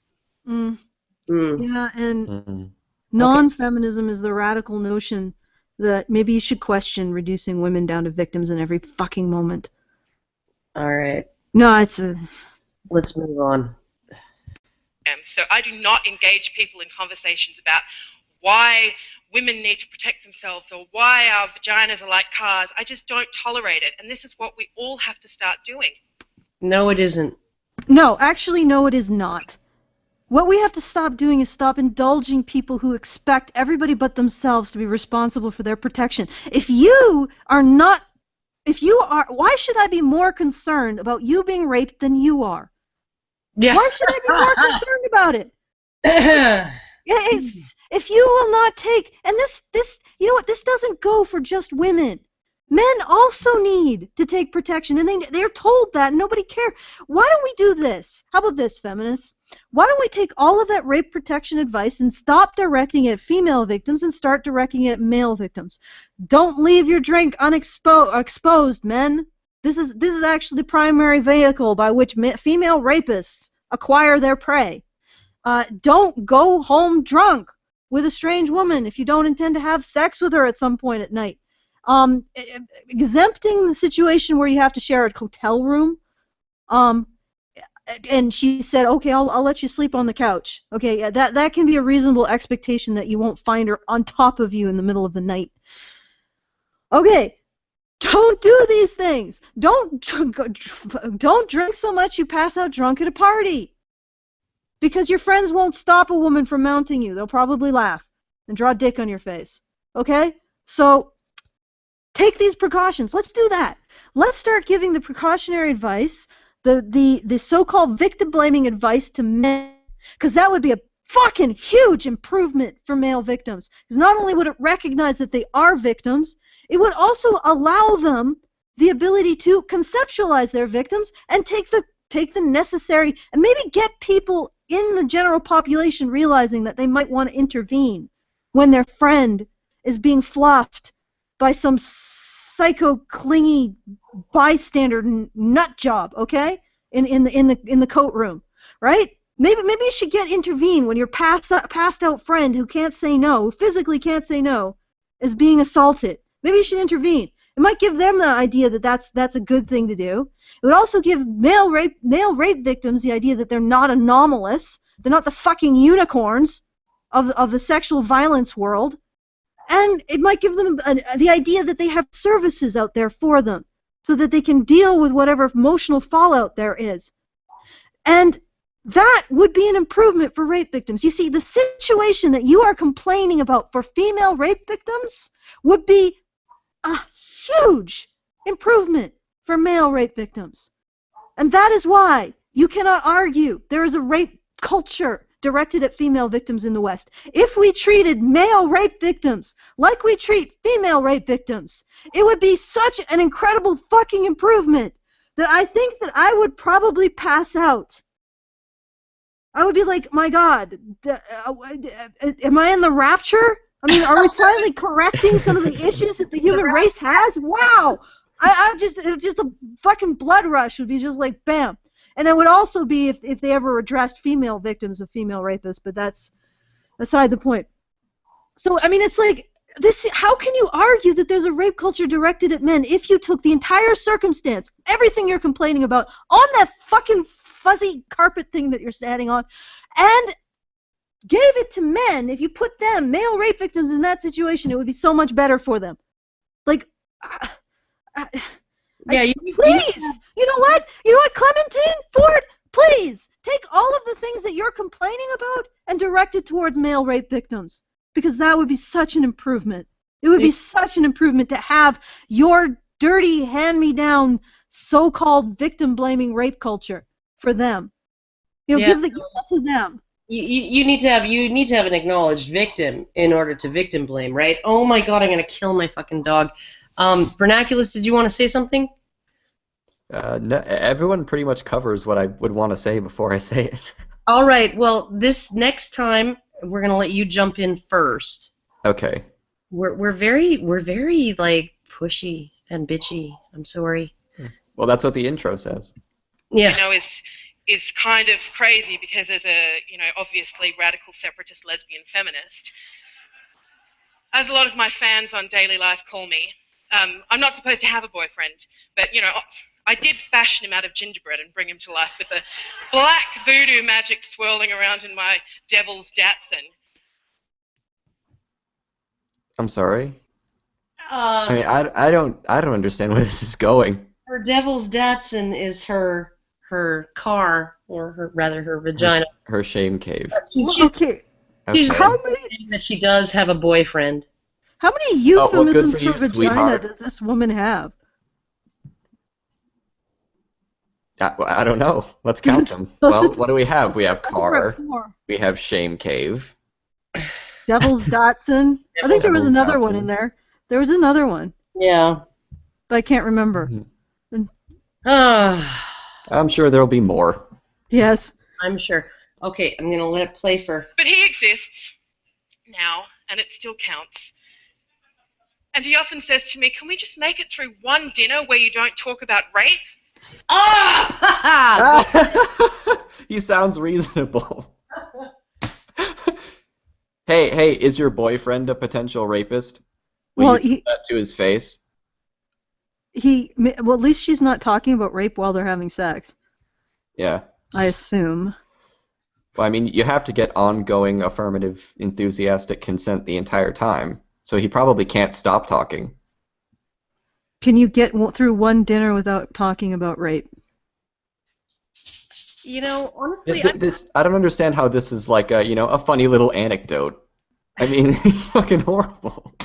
She's obsessed with rape. I mean, like she's completely obsessed with rape, and to the point where she can't even sit down and have dinner with her boyfriend for 20 fucking minutes and not talk about rape. And that's just fucking weird. I mean, as much as I talk about men's issues and men's rights issues and stuff like that, I can actually like go to a Christmas party, at my boyfriend's work and not really talk about men's rights stuff at all. I can just... It's like she doesn't have a life outside of her ideology. And that's what's sad. When I'm not on this show, usually, or when I'm not involved in the stuff that I do for Honey Badger Radio, I usually am mostly talking about Halt and Catch Fire. Yeah, I know. Yes, we know, Alison. So it's like I have other interests, like one other interest. Yeah, you just go on Twitter at any time and just tweet anything with the hashtag Halt and Catch Fire, and you'll see Alison going, "Oh, you like that too? No way, me too." I'm sorry. Okay, it's just I don't know. All right, I apologize. I brought it into this. I've elevated this conversation now to my religion. Like Alison, can you go one dinner without talking about Halt and Catch Fire? Actually, yeah, I have done that, but most people are it's like okay, all right. Rape is not interesting. I mean, it's interesting as like a horrifying thing. Why the fuck would you want to bring it up while you're in a bonding activity with another human being?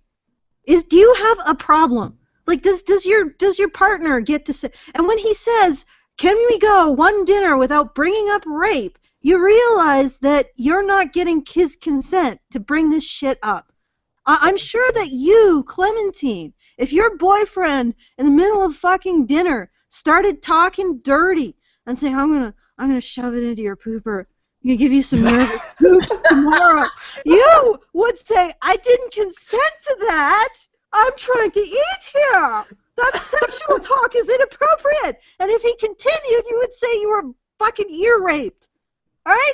What gives you the right to continue to talk about some sexual thing, which is extremely aggressive in your parlance, since you are essentially reserving for yourself the right to essentially rape your boyfriend without recognizing it, and I guarantee you are. What gives you the right to say this stuff, to say this sexual stuff when he has said, no, I'm not interested? What gives you the fucking right to continue to do that against his will, to make him fucking uncomfortable when he wants to eat? Like, are you going to apply these things across the board evenly? Okay. But I think that the really serious question that everybody's more interested in is, does she cook or does he?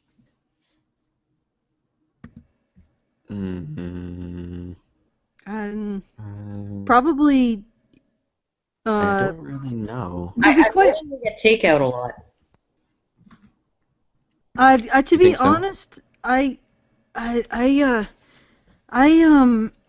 would imagine that, I get the feeling that a lot of feminists are in some ways, like, a lot of their pain is that they really do like the conservative gender roles, and they just feel like, I don't know, it's some sort of conflict.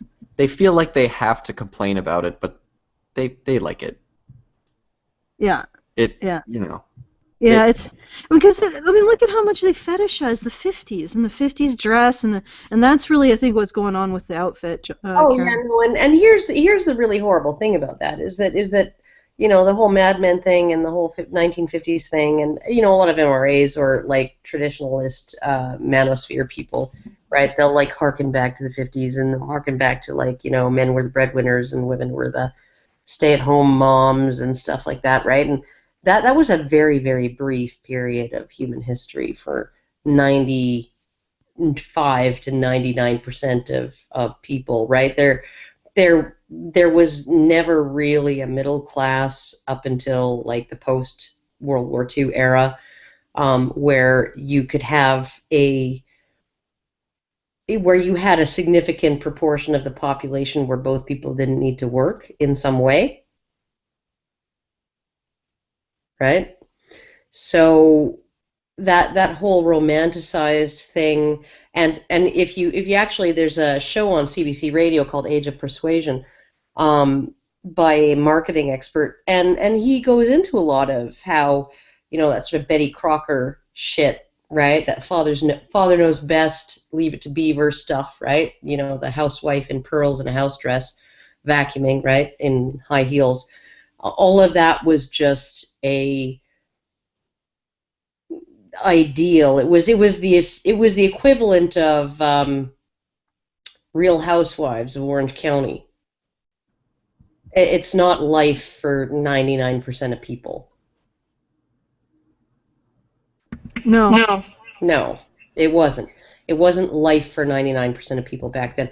I mean, there was a significantly larger portion of the population that could make it on one income than now or previously, but it was like a golden age of the middle class, where often, mostly brought about by the GI Bill after World War II, right, where men were given significant tools. More men than ever before in history were given loans, to own houses, to buy a house, to start a business, to get an education, all of those things, and that freed them up to actually be able to have a wife who stayed at home and be able to say, I'm really proud that my wife doesn't have to go out and work, right? That has never been reality prior to that or since for the vast majority of people.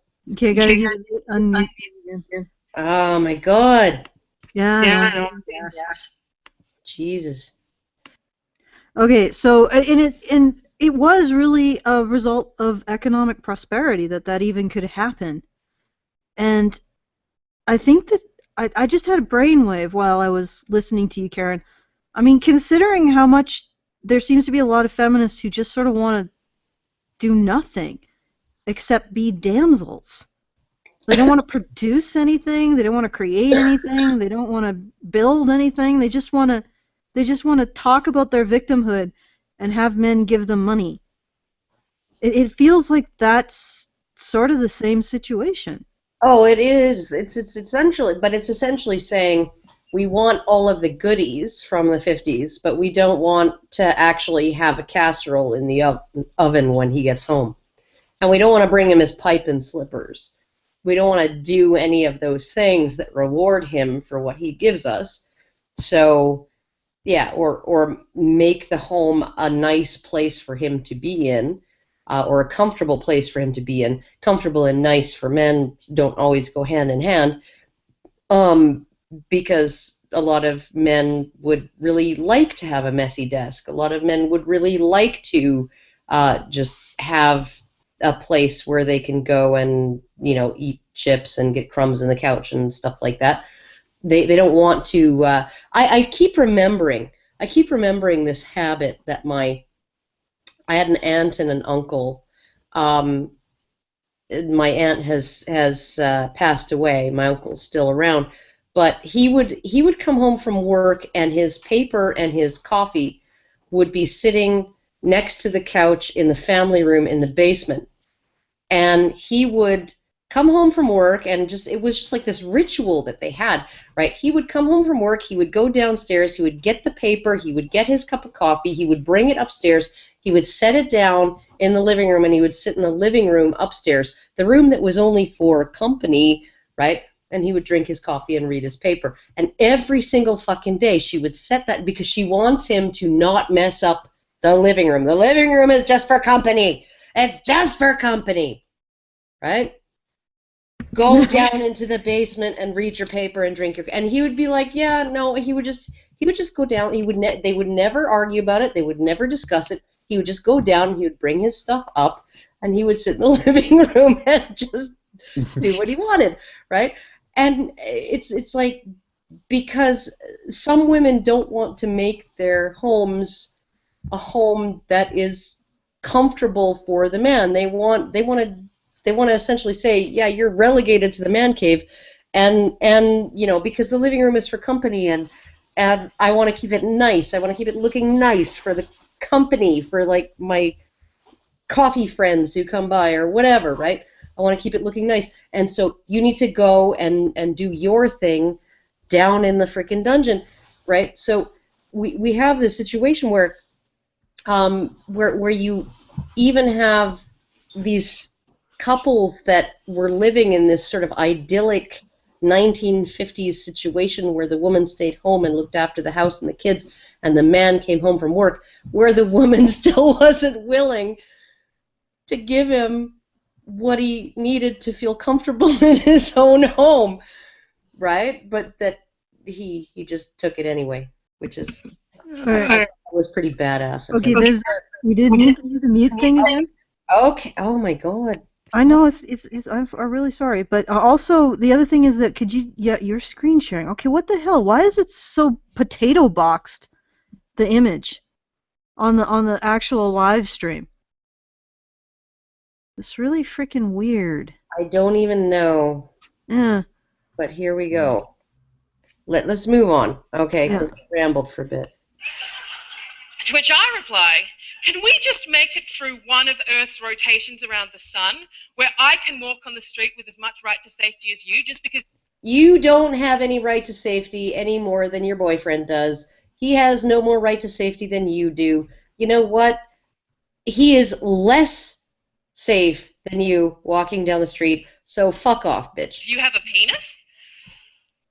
And actually, statistically speaking, based on what we know about male-on-male violence, he is less likely to be safe on the streets than me. Oh my god! So why the fuck did you just give him the guilt trip? Yeah, we've already completed an Earth's rotation, ma'am. You said that yourself. No, okay, Karen, we need to listen to this whole exchange again. Just back it up about 15 seconds to about 8:34. 8:34. That's 8:37. Yeah, whatever. To which I reply, can we just make it through one of Earth's rotations around the sun, where I can walk on the street with as much right to safety as you, just because you have a penis? And actually, statistically speaking, based on what we know about male-on-male violence, he is less likely to be safe on the streets than me. But that's not the way we talk about violence and safety. It is... All right, that's it. That's it. Wait. I'm pulling a mic. I'm pulling a mic. Oh, fucking God, don't hurt yourself, Vern. That's not the way.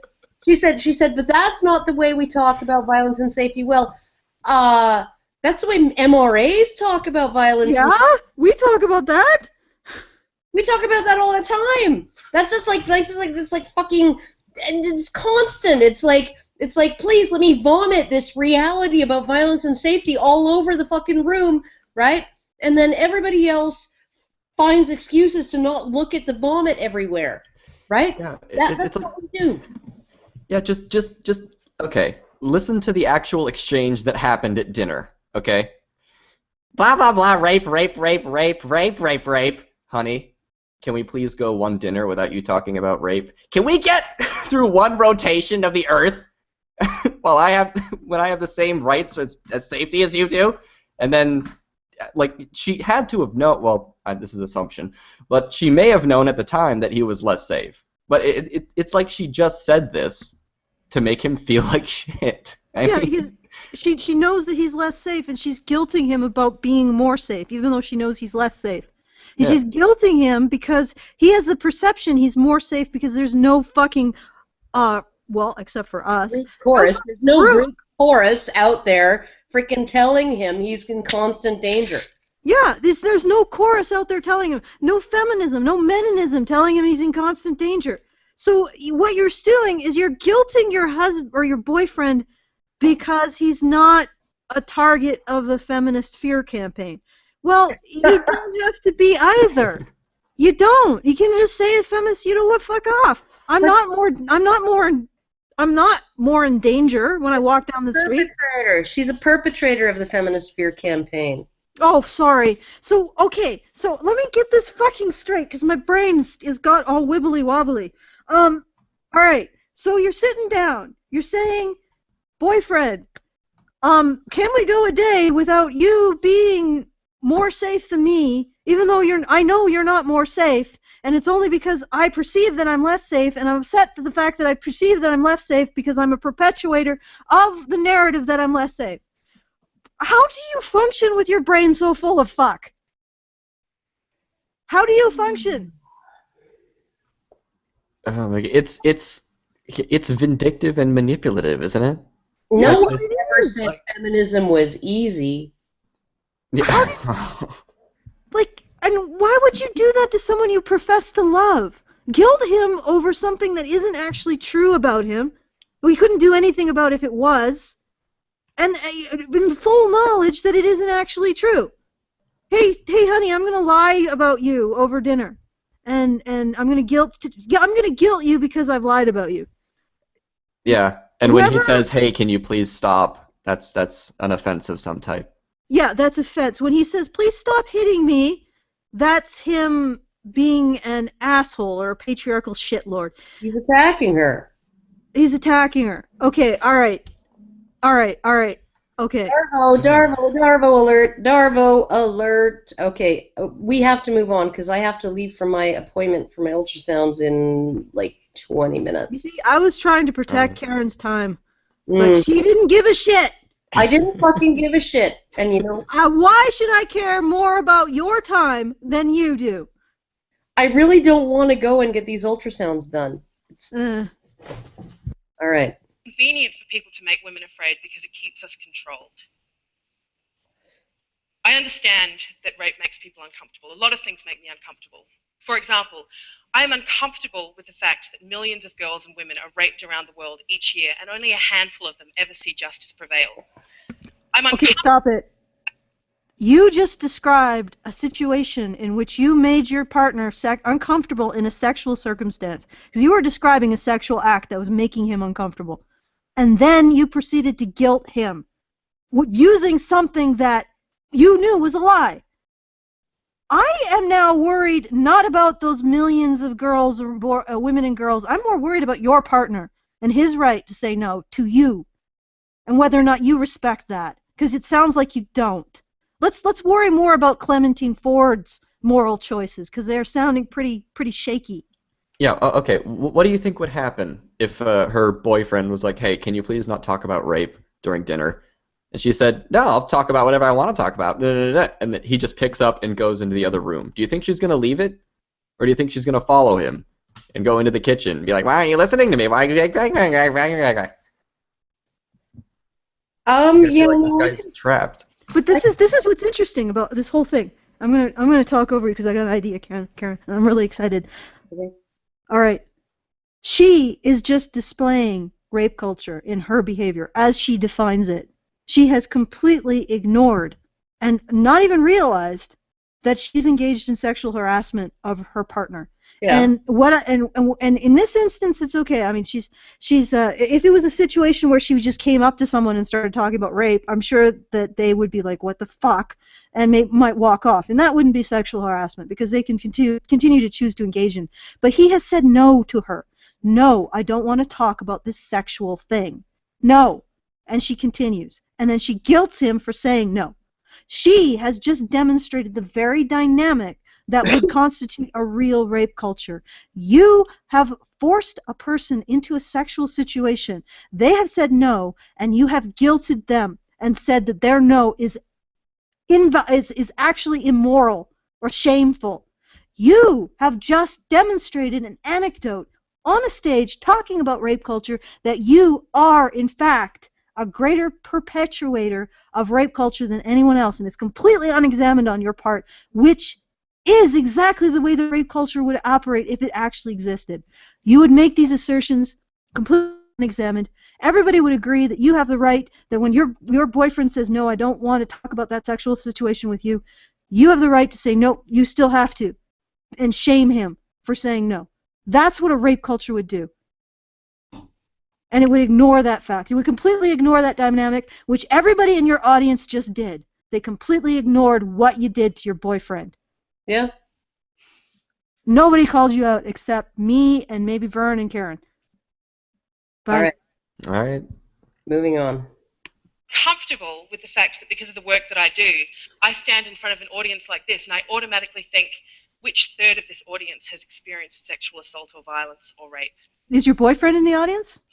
Comfortable with the fact that of that proportion of the audience, all of them will have been socialized at some point that you don't talk about these things in polite society.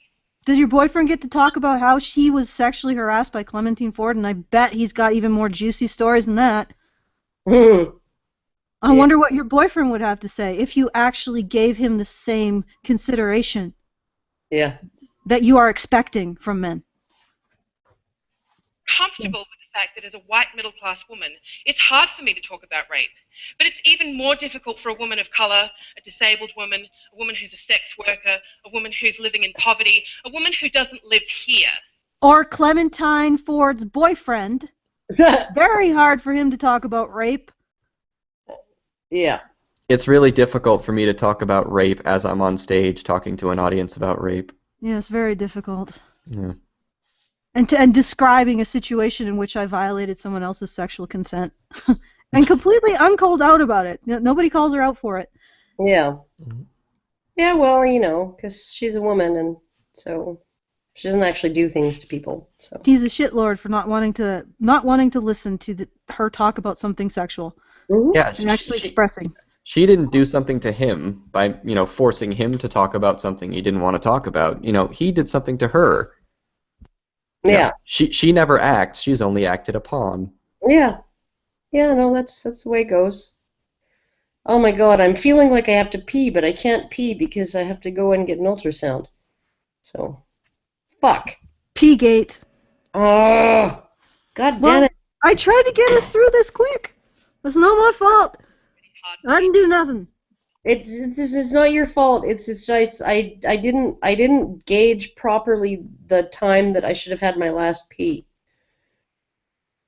I swear to God, if I get in there and they say your bladder is too full, we need you to like fill this like big gulp cup, right? And then stop in the midstream, right? That I'm gonna fucking flip my shit. That's all I gotta say. All right, we got like. We got some. How much do we have left? I do have an appointment, so. Let's try to get through the next minute. Just say bullshit when we stop. Rape is uncomfortable. But this is why we need to keep talking about it, and we need to keep disrupting people's comfortable lives with it. Because the result... With your sexual... Like... Bullshit, I know. Alison. We need to keep disrupting people's comfortable lives with our version of harassment. Bullshit! I'm going to explain why it's bullshit. Keep going, Karen. We got to get through this. Change. In all of the time that I've been writing and writing and writing about rape, in all of the emails that I've gotten from, peeling through the ones that say to me that I'm just jealous because no one wants to rape me because I'm too ugly. Because, of course, the only thing worse than being raped is being considered not pretty enough to be raped. Right, Tracy? Yeah, Tracy. Like, What is Tracy, your bitch? No. like what? Tracy's uglier than Clementine, apparently. Okay. Yeah. The emails... Right. Young girls that inspire me, who tell me that the things that I've written and the things that other women like me have written about rape, bringing this conversation into the national dialogue, have let them realise that they're not responsible for what happened to them. It's made them realise that it's not their fault. But even Bullshit!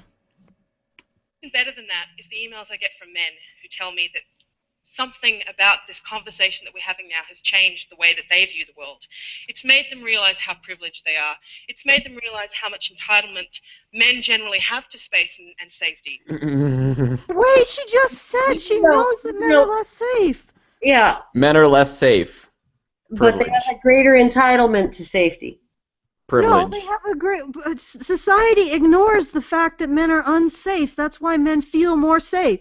Yeah. That's not entitlement. That's what society does with any fucking marginalized group. I'm not saying that men are necessarily marginalized, because the gender dynamic's a lot more complex than that, but that doesn't mean that that's privilege. Having your issues ignored is not privilege, but it does make men feel like they're less targeted as victims. Like, it's fucking... What? Okay, so she's asserting that we need to focus on women as victims, which necessarily presents women as victims and makes women think that they're victims. Conversely, because we don't focus on men as victims, which she opposes, no doubt she does oppose focusing on men as victims, but the fact that men thereby don't have the feeling that they're victims is a privilege. Yeah. Oh, but your brain is full of fuck. My brain is full of fuck. The fuck is infectious. Brain fuck culture. Let's keep going. Oh, fuck. Made them want to change things for the better. I received an email from a friend of mine the other day. Incidentally, I have to pee, but I can't. Or I say friend, but we went to school together. So, we haven't talked really in 20 years, but we're Facebook friends because that's how people catch up these days. And he sent me an email out of nowhere with a link to a meme, and it was just a Venn diagram of this is what causes rape. And it's things like alcohol, clothing, attitudes, rapists. And the rapist was in red, and the whole Venn diagram was in red. Because the only thing common to all experiences of rape is a rapist. That is the only thing that we can say causes rape, is a rapist. No. But there are some things that make you more vulnerable as a target. There are things that will make rapists say, hey, this person will be easier to rape. That is, if you are hammered and can't do anything to, resist, they'll think, hey, there's an easy target. Well, and It's not saying that the rape is your fault. It's not saying that you are to blame for your rapist actions, but there are things that you do that make you more susceptible. Yeah, no, and counterintuitively, they found that that women who dress very, very modestly, and who are who give off a vibe of being not very confident, right? They're more susceptible to rape than even that woman who's walking down the sidewalk in that abbreviated latex dress and stripper heels and is totally confident in that, right? Which makes perfect fucking sense, right? If you're a rapist, you're going to go for the target that appears to be the most vulnerable and also appears to be the person least likely to put up with your bullshit and also report it, to the police, right? So essentially, there are things that you can do. I have never felt endangered, and like even when I was young, when I was in that sort of the primary demographic that's most at risk of being raped, right? Walking downtown at after midnight all by myself, right? In the clothes that I was wearing, whether I was wearing revealing provocative clothing or whether I was dressed in ripped up jeans and a plaid frickin' shirt, right? And it didn't matter because of the way I walked, right? I walked like I had somewhere to go, not like I was walking fast because I was scared, but like I was walking briskly because I had somewhere to be, right? Didn't ever look behind me, didn't ever appear to be uncomfortable, right? All of those things make you less of a target. If you carry yourself with confidence, you are less of a target. You're less of a target for rapists, you're less of a target for muggers, you're less of a target for carjackers, you're less of a target for anybody if you carry yourself with confidence. Oh, okay. All right. Let's continue. Okay. And the way that we talk about rape as if it's some kind of arbitrary thing that just happens to women. That we just Okay, what? It doesn't just happen to women. No, not only that, if we talk about rape as if it's some arbitrary thing that just happens to women, okay, so what you're saying is nothing women do contributes to their likelihood of being raped, but we shouldn't talk about rape as some arbitrary thing that just happens to women through no fault of their own, through no choice. I have a solution for her. It's so funny because I'm looking at this feminist and she's talking, and her main problem is that she needs to embrace the men's rights activism. I think so. Your main problem, Clementine Ford, is that you have been subject to a fear campaign that's made you disproportionately afraid, even though you know logically that your partner, your boyfriend, is more at risk. And also, statistically, he may also be more at risk for rape. So you have absolutely no reason to be more afraid. None whatsoever. I'm sure that you're going to find what I'm saying right now very empowering, and you're not going to argue like I've just lit your pencil skirt on fire. Like you're just going to say that, oh, you're right, Alison. You're right. Statistics don't bear my feelings of lack of safety out. In fact, my boyfriend is less safe than I am, and I've even admitted as such. Therefore, I should let go of my feelings of fear and be more reasonable about what I have to be concerned about. No, I don't think you're going to say that. No, I don't think so. Accidentally step in a puddle of it because we weren't paying attention. That's how we remove responsibility from the problem. And I believe that to fix the problem... She means men when she says the problem. No, she means men and a society that high fives men when they rape, right? Yeah. She means everyone besides her. Well, everyone besides women. That email that he sent, because it showed me that this guy, who I would say is kind of like pretty much your average Australian bloke, he likes sports and he's a pretty good guy. He's kind of like on the middle of the fence politically. He doesn't have to be engaged in these topics because society enables him to not be engaged in them. But he has chosen to become engaged because of the things that he's been reading and because of the things that he's been hearing. And it means that he wants to change the world around him for the better. Uh-huh. I'm really inspired by that. And I think that that's why we need to keep talking about these things, even though it makes people uncomfortable, even though people don't like to think about it, even though they like to... It's not that people don't want to think about it. It's that what you're saying is fucking bullshit. Pretend that it doesn't exist. Even though it's unfalsifiable, even though there are a bunch of lies encased in it, we need to keep talking about this, people. Yeah. Rather, people be uncomfortable about rape than be complacent about it. Thank you. Who is complacent? Can I in point rape? something out? She's saying we need to make people uncomfortable in a sexual context. We need to make people uncomfortable by constantly referring to a sexual act that makes them uncomfortable. Okay, Clementine. I think that there is a problem with rape. I think there's a problem with people like you forcing people into sexual situations that make them uncomfortable and then shaming them when they say, no, I don't want you, Clementine, to put your clammy thoughts on me. I don't want them touching me. And you say, no! And you shame them because they don't want to be sexually harassed by you with your bullshit. And this is a sexual situation that you are forcing people into. Rape is it involves sexual body parts, I'll put it that way. So you are forcing people to imagine sexuality.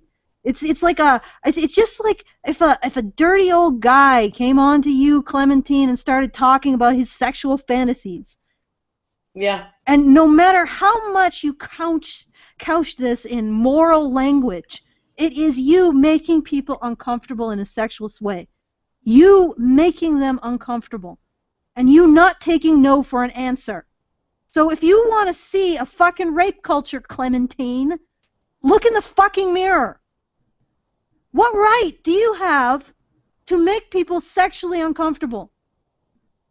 It's not even an issue that you're creating unfalsifiable statements and that you're basically advancing lies or things that aren't even contextualized. It's that you allow for yourself the very right that you point at in men exclusively and say they shouldn't be able to do that, but I should be able. Men shouldn't be able to make women sexually uncomfortable, but I should be able to make anybody I want sexually uncomfortable because of reasons. Yeah. Do you want to know why she believes she can do this? Because she has a car. That's why. Yes, she has a devil's Datsun. Oh, for fuck's sake.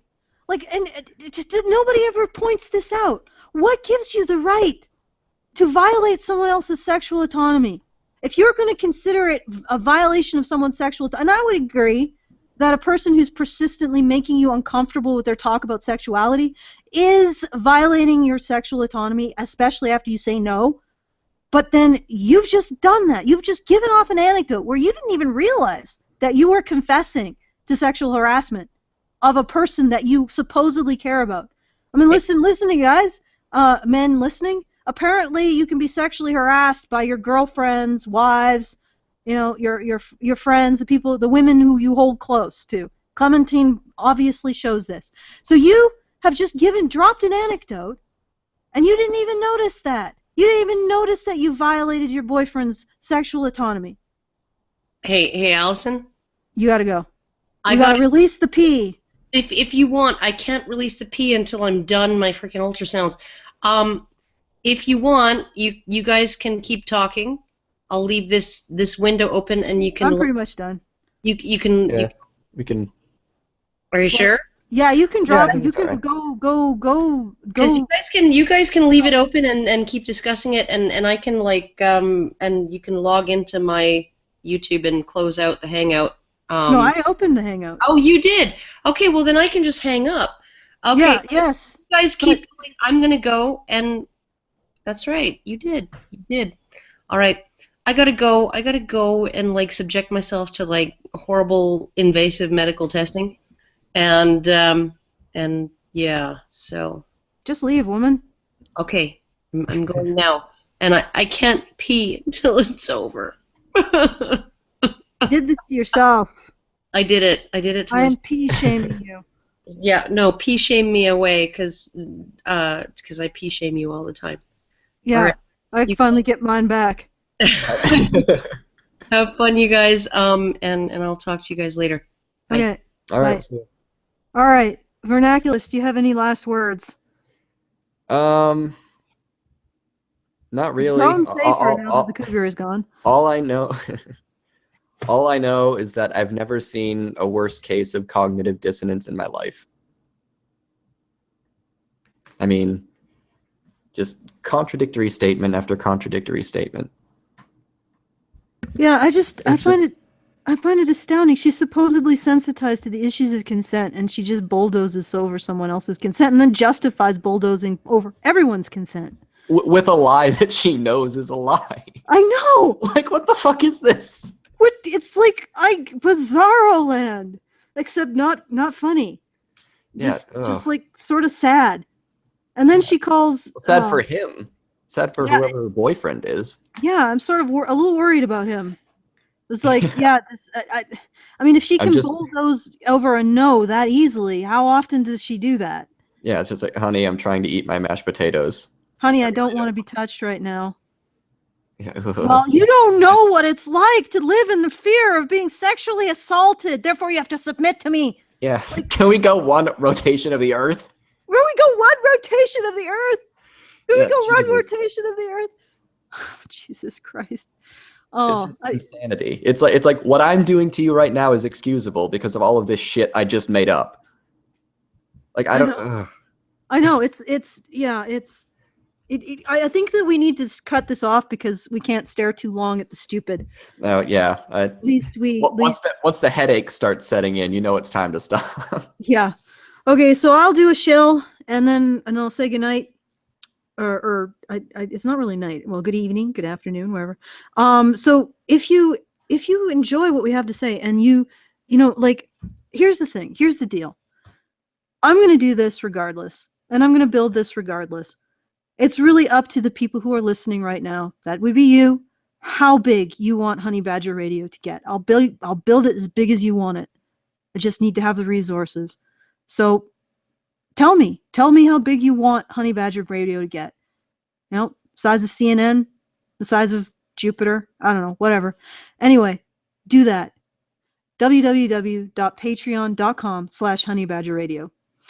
And also, if you can't actually support Honey Badger Radio financially, I'm going to tell you something. I told you guys to click the links for the ads and look at the ads like a couple days ago. Just from that, you made our ad income jump $200 a month in 3 days. So yeah, if you cannot actually afford to be a patron, which is understandable, hard times, consider setting aside a bit of time to look at the ads and click the links. And believe me, I don't want you looking at the ads that are total shit. And we all know which ones those are. But it does help. And it's actually pretty amazing what you guys can do as a group, as this sort of silent mass helping us out. So once again, thank you for listening. And thank you, Vernaculis, for coming on. Oh, no problem. Sorry for Karen sort of drooling all over you. And oh no, it's all right. Well, no, don't say drilling. Don't say drilling. Oh yeah, I won't. Right. No drilling.